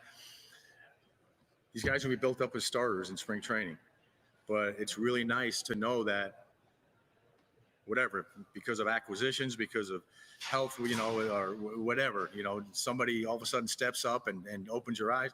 It's nice to know that those guys can do that. They've done it before and they've been really good at it. So, but sitting here today, those guys are we're looking at them as starters. You got some options questions too, obviously, right? This year kind of complicates things. A couple of those starters. Yeah. Look, Bryce, I was really encouraged by the way Bryce finished.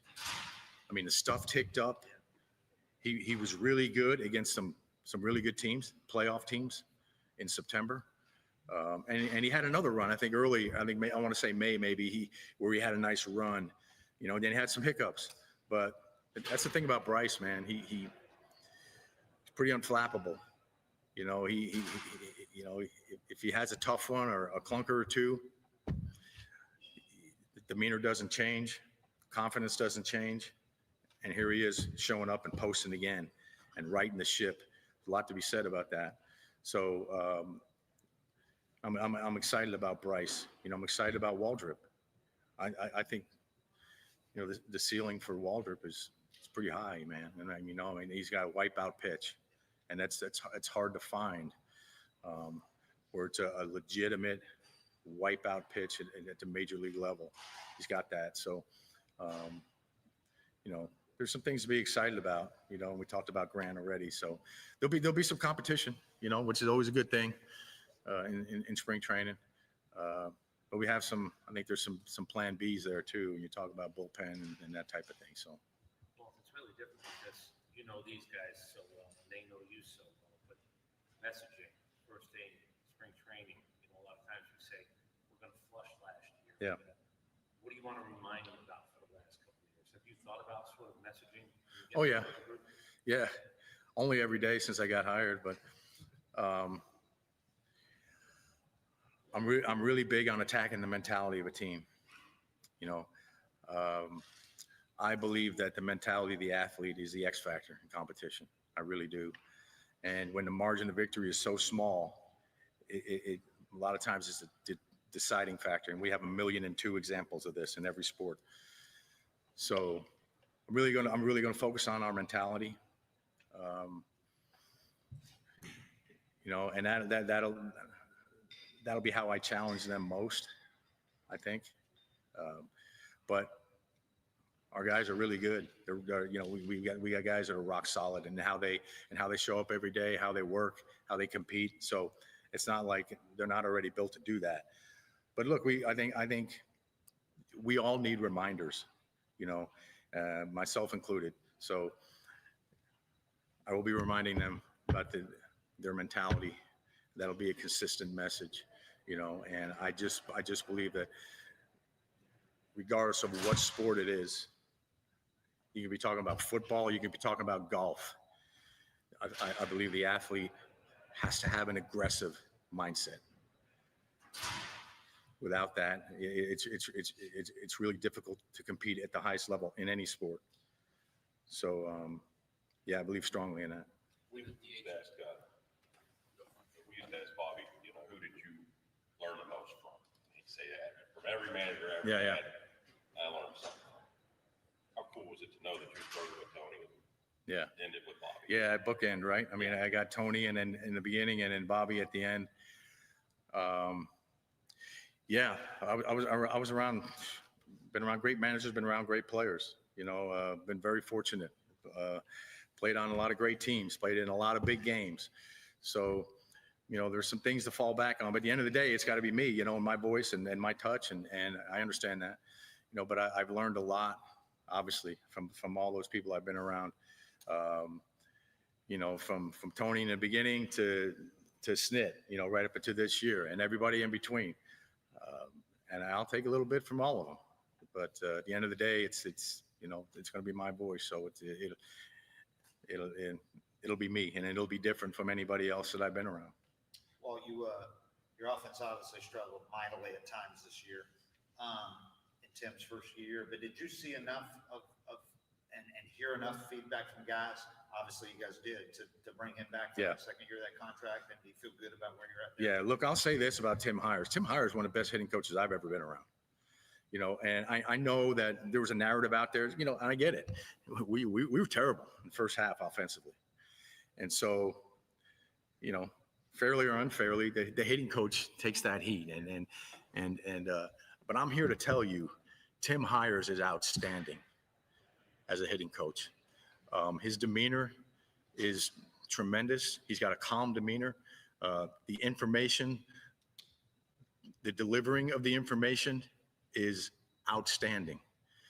So I want to put that to rest. I mean, and I know that's part of being a fan. I get it, and we that's what we sign up for, and we take the heat. But he's really good, and so I have all confidence in the world in him.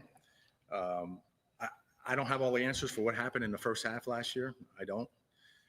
I think maybe it's just the nature of the game and the ebbs and flows to this game and how difficult it is to hit at the major league level in this day and age. But we have a lot of guys with track records that have done it before. I believe they'll do it again. They're not old. They're not past their prime. I expect our offense to be really good. And you kind of beefed up that hitting coach staff too. Yeah. A couple of guys that have done it. Yeah. No, I'm really, really excited. Yeah. About the staff and our offense. I feel good about our offense. And look, I know Alex is always trying to add, so who knows, what it looks like a month and a half from now, but I think our offense will be good. And the guys, I'm sure you talked to some of the players, or all season you talked to players about Tim and how the relationship, Yeah. right? Because they spoke highly of it. Yeah, the back and forth between Tim and the players was really good, and like I said, the information was good, the conversation was good. They trust him, they believe what he says, and they should. So that's that relationship and that spot on our staff is not a concern for me whatsoever. That's our 20 minutes. So we have a last one. The designated hitter role is currently open right now. Yeah. Having a free agent. Right now, it seems like there might be some rotating. What opportunities come with the extra chances to mix and match the lineups compared to when there was a full-time? Yeah, I like that freedom, to be honest with you, as a manager. Now look, there's certain guys you acquire an impact bat that fits in the full-time DH role. You're good with it. If a guy is going to impact the offense, impact the game for you, yeah, anybody raise their hand for that. But and look, I don't think the door's been shut on Ozuna, but yeah, all things being equal, I do like the freedom of getting guys off their legs. It's kind of like a half a day off, right? And using that position, using that position for Drake Baldwin, because I want to get Drake's bat in there as much as we can. Drake hits right and left. He's not a platoon guy, so, at the same time, we got a Gold Glove caliber defender in Murphy behind the plate. So there's some nice freedom there with that DH spot open. Will that be the case, when we walk into Northport? I don't know, but I do like the thought of it, unless we just get some big hairy guy that wants a DH for us every day. What do you think about as a shortstop? This position as well as anybody. Can Dubon play that position every day? Yeah, he can. Look, he protects us in a variety of ways because he can play all over the field, and it's plus defense everywhere he goes. But he can play shortstop, and as we sit here today, he's running out to shortstop. So, and again, things can change. We know Alex is always working. So, but I have no problem with Dubon playing shortstop. Well, how much do you know about Japanese free agent in the market? Do you know anything about that? 0. Yeah. Not. I don't know enough to speak here and not look like an idiot. So, yeah, I probably refrain. Yeah, respectfully. Yeah. Walt is the only manager with cauliflower ear. You're going to be able to continue your MMA training. And now that you're having Yeah, I'm not winning any beauty contests. I know that. you're going to be able to do all your other training stuff. That's off-season stuff. Yeah. What do I want to end on? Yeah, appreciate that, OB. You got me twice. Hey, that's a good sign. I'm from a wrestling community, so I know what that means. Thanks, Walt. Yeah, thanks, guys. Thank you.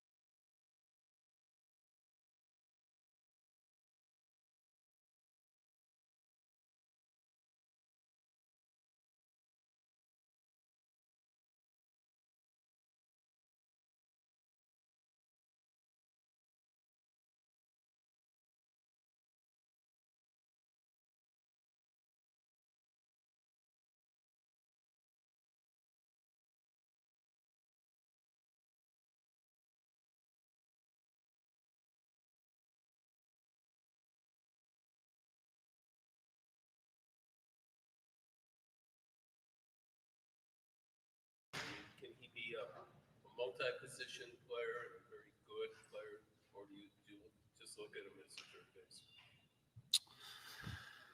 I mean, I think Matt had a very good rookie season, and I think the reason you say that is because he made improvements, and as the season went on, I think he got better. We got a better offensive player in the second half. We got a very good offensive player in the second half. I think, we'd all agree defensively. I think he surprised everybody and made enormous progress as the season went on, to the point of like borderline plus third baseman by the end of the season.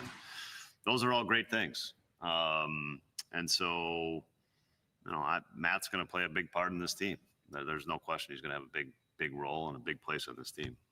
Can it be in multiple positions or? I mean, every season kind of brings out its new thing. Like, we were very injury-free last year from a position player group. And that created a lot of continuity with guys playing the same position. A new season can change that. And guys that can play more than one position, in some years, Nico has played shortstops one year. He's played second base. So if a guy can play more than one position and you need it, great. It's another option. Now that you've had some time to reflect on the season and the way the postseason went, just what are you taking away from that and kind of carrying over into next year? Yeah, look, I mean, we had a good regular season. I'd say it again. 92 wins is a lot of wins. It is hard to win 92 games in a season. That is a good season. The playoffs are a completely different animal, and it's short series. Things got to go right. It's players got to do special things. We've got to catch some breaks.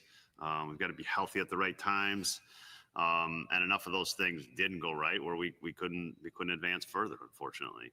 And look, you're going to try to always seek ways to make yourself better.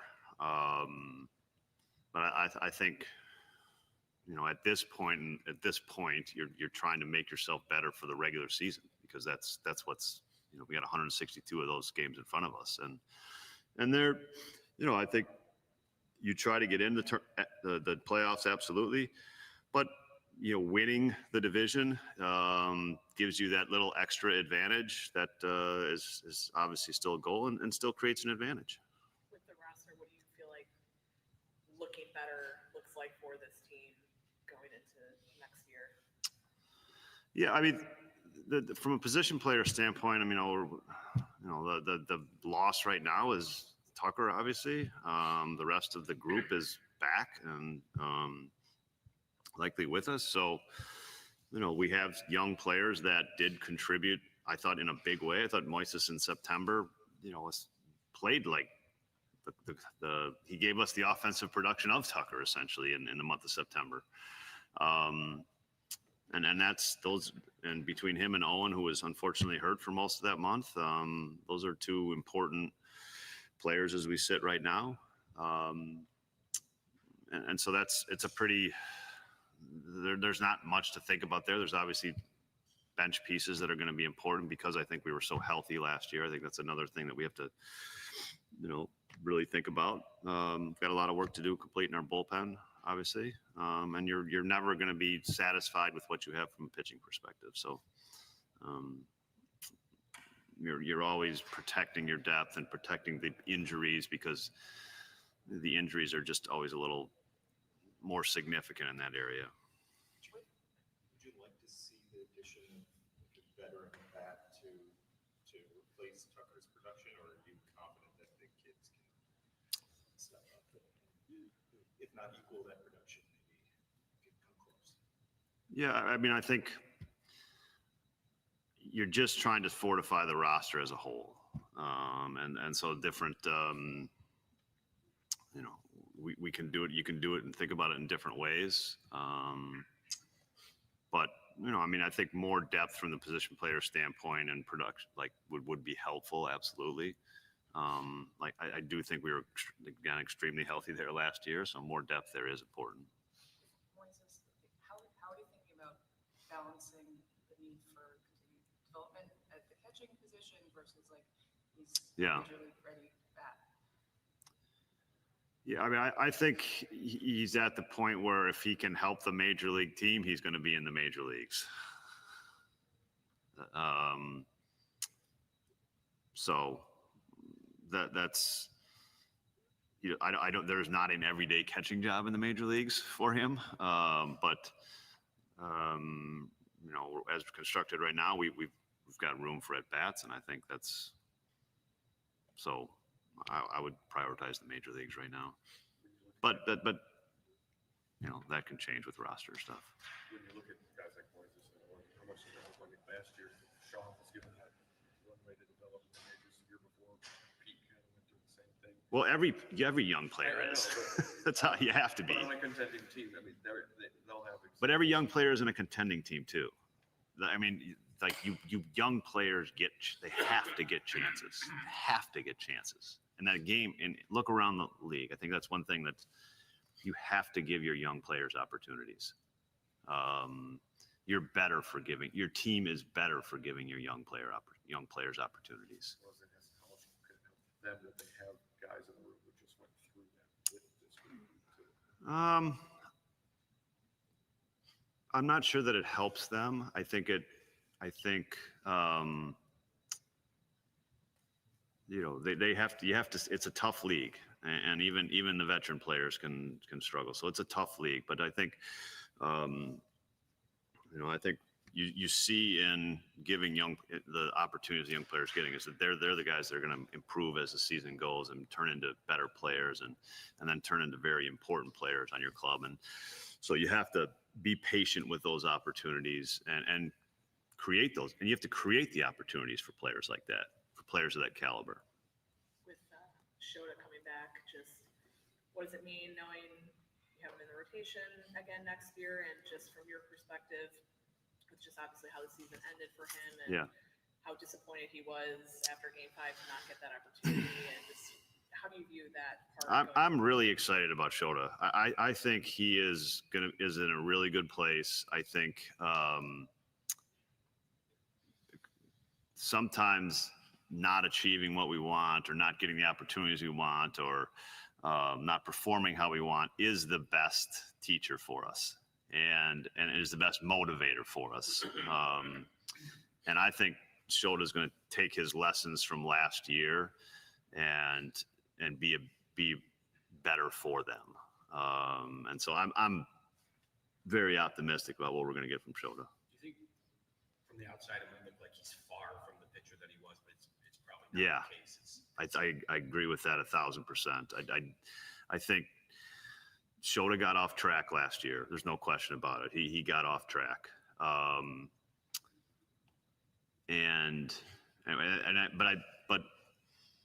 you know, maybe one of the reasons we were collectively unable to help him get back on track is that it was so close that it was hard to see. And I think sometimes just a step back and you're out of competition and a little perspective helps you get back to that place and a challenge, frankly, right? And the challenge of the struggles helps you have a little clarity on getting back to your best self and maybe a better self even.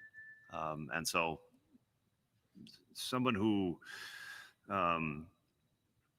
the diligence and the intelligence that he approaches pitching and problems around pitching, I think he's going to come back from this with a lot of success.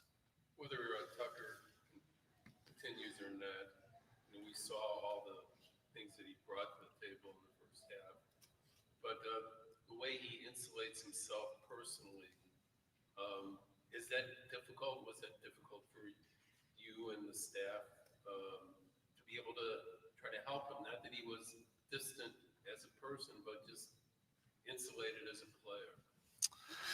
No, I mean, I think we're all individuals, and we all are have had success in our own way, and I think it's up to coaches, frankly, to to meet the players in those places and help them with ways they've had success. Obviously, suggest different ways to have success and new ways and other paths. But that's absolutely part of it. And it's from a coaching standpoint, you love dealing with the different personalities. That's what makes it so much fun, and unlocking all different sorts. So, Kyle's had a recipe for success that is very effective, and will continue to be. What's your stance on Owen with Team Canada? And could it be a good thing if it plays for them sometimes? Yeah, I mean, we've got a bunch of players that are, I think, in the consideration mode right now for the WBC. So I think in general, the WBC is it's a great experience for a lot of guys. And for some, I'd recommend against it. But for most, I think it's a great experience. Is the line hitter pitcher? Is that? Does last spring's earlier schedule, with you guys in Yeah. Japan, kind of mirroring a little bit of how early spring is? Um, Does it make you feel more comfortable with No. Okay. No. Just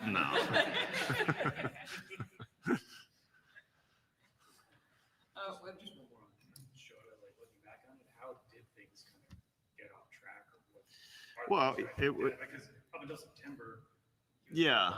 how good. Yeah, I think sometimes the injury got him off track. And sometimes I think we had a period of some results covered up some things, but I think they were there. And then, they kind of showed themselves. One more on that, what was that, if you could tell us, that exit interview like, considering how it ended with him, skipping him? No, I mean, I think just that. I mean, I think it's, Shota is looking forward to how I'm going to be better. Like that. That's why, then that's why you're optimistic too. It's look, what's next? What's next? What's next? I think that's Shota's mindset is what's next. How am I going to get better? How am I going to get, put myself in a place that I should be? So, he got something. I think he feels like he has something to prove. That's a great mindset for an athlete to be in.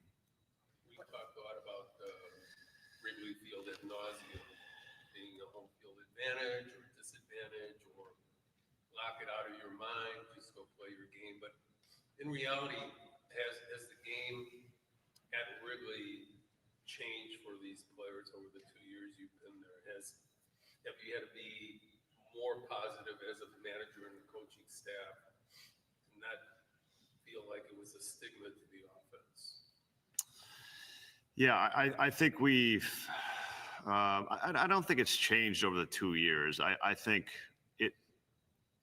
sometimes I think just when you acknowledge that something is there, it's just, that's acceptance, and that makes you perform through it. And I think we did a good job of acknowledging circumstances last year and collectively acknowledging them, and it's for an offensive thing. And sometimes it's a pitching thing. I mean, Colin Ray had a number of starts where, the wind is just, he had 2 starts, the wind howling out. And your job in those starts is like, just get a number of outs, get me deep enough into the game where we can put the game together for today and the next couple of days. And that's your job. You're going to give up 6 runs. But you got 15 outs. So I think as a team, and as a group, its conditions aren't always fair, and they create stat lines that aren't maybe deserved or earned or whatever. They just happen. But the name of the game is to win. And I think our guys accepted that, and that's why we played really well at home. Or one of the reasons. You mentioned Weiss here. If that opportunity did pop up, if he was forced into action, how comfortable are you with that? Yeah, I mean then he'll catch. Yeah.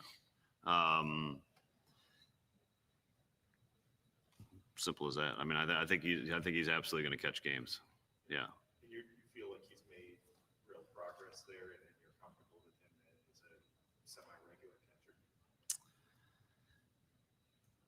Yeah, I mean, I think he's got to be better than the other two guys, but I think other than that, he's I'm comfortable with it. Yes. Yeah, the new outfielder in the meantime.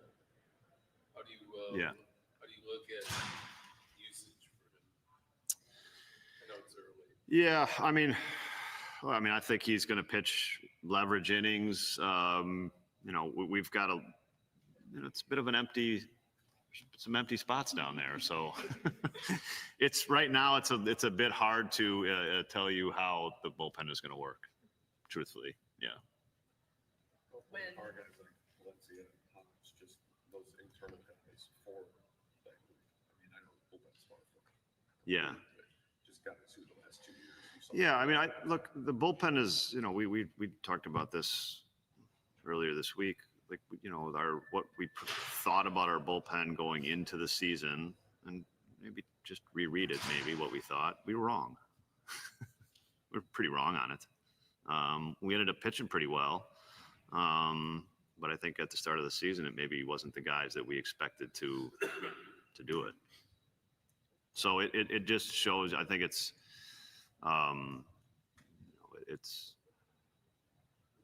get a bunch of good arms, and kind of see, what happens, and have enough abilities to pivot when you have to during the season. And so I think part of that absolutely this year will be, Porter had a rough season. It's Porter Hodge season bouncing back. That's going to be important. Yeah.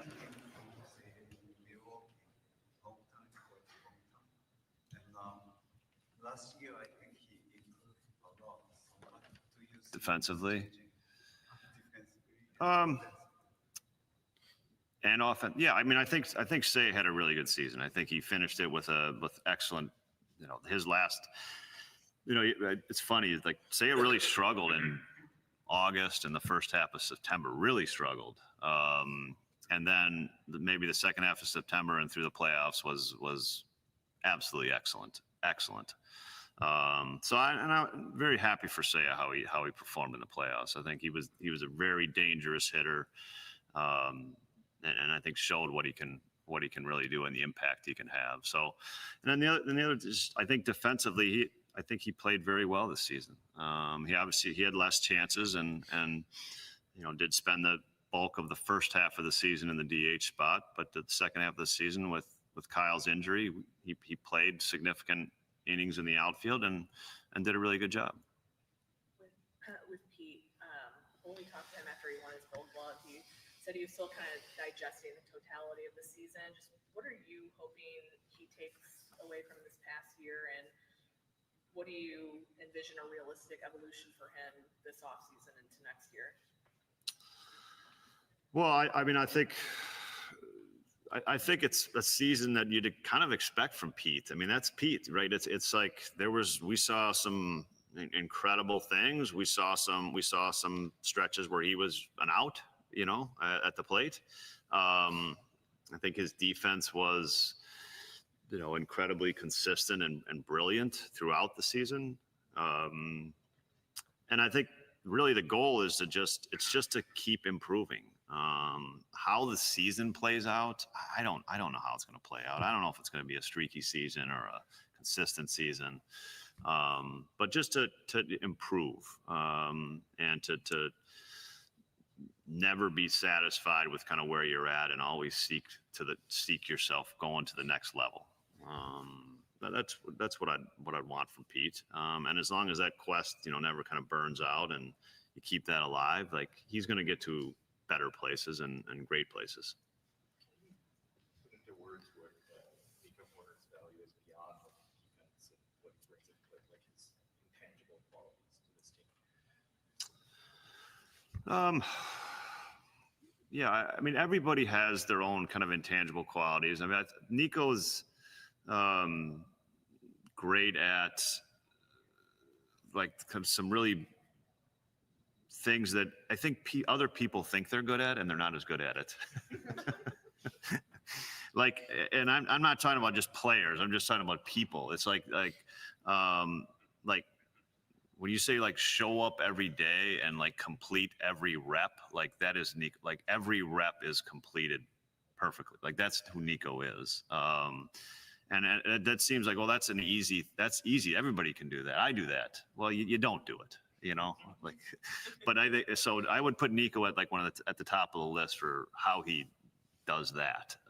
And in a sport like baseball, like it with so many games and so many moments, it shows up a lot. And I think, it's a great trait to have, and it's what's made Nico a very, very good baseball player. Take two more for Craig. You said at the top, your job right now is to get better for the regular season.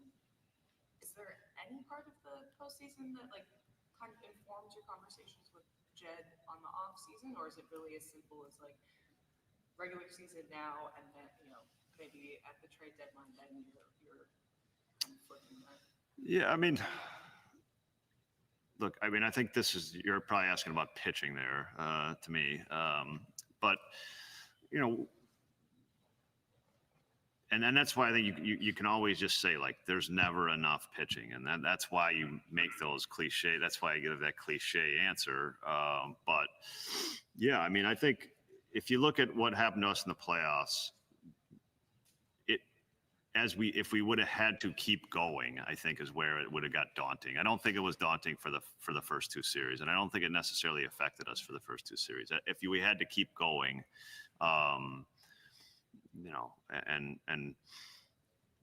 Cade was scheduled to come back and start pitching, but it would have been difficult. Yeah. So I think, yeah, but some of that is like, you gotta have enough guys, and the time of the season and the injuries and things like that, they add up as the season goes. Yeah. Yeah. Yeah. But that's what you're always guarded against. And I think you see, you see teams like Atlanta who had significant like starting pitcher injuries and what it can do to a season. And that you think about that. Absolutely. I guess in that context, what is it like knowing Justin Steele will be coming back? And yeah.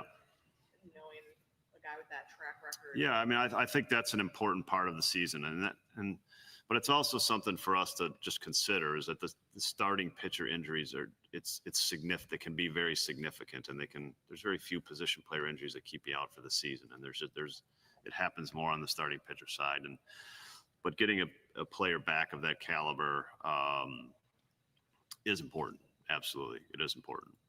Is he on the same? Yeah. Yeah. I mean, nothing has changed. I mean, it's not going to be opening day. And after that, I think I really don't want to speculate until we get to spring training and see where he's at as we get to, I think we'll know in spring training kind of a target area of dates there. But yeah, it's not going to be opening day, but I think it'll be the first half of the season. Yeah. Thank you, Craig. Yeah, you're welcome. See you tomorrow. You buying breakfast?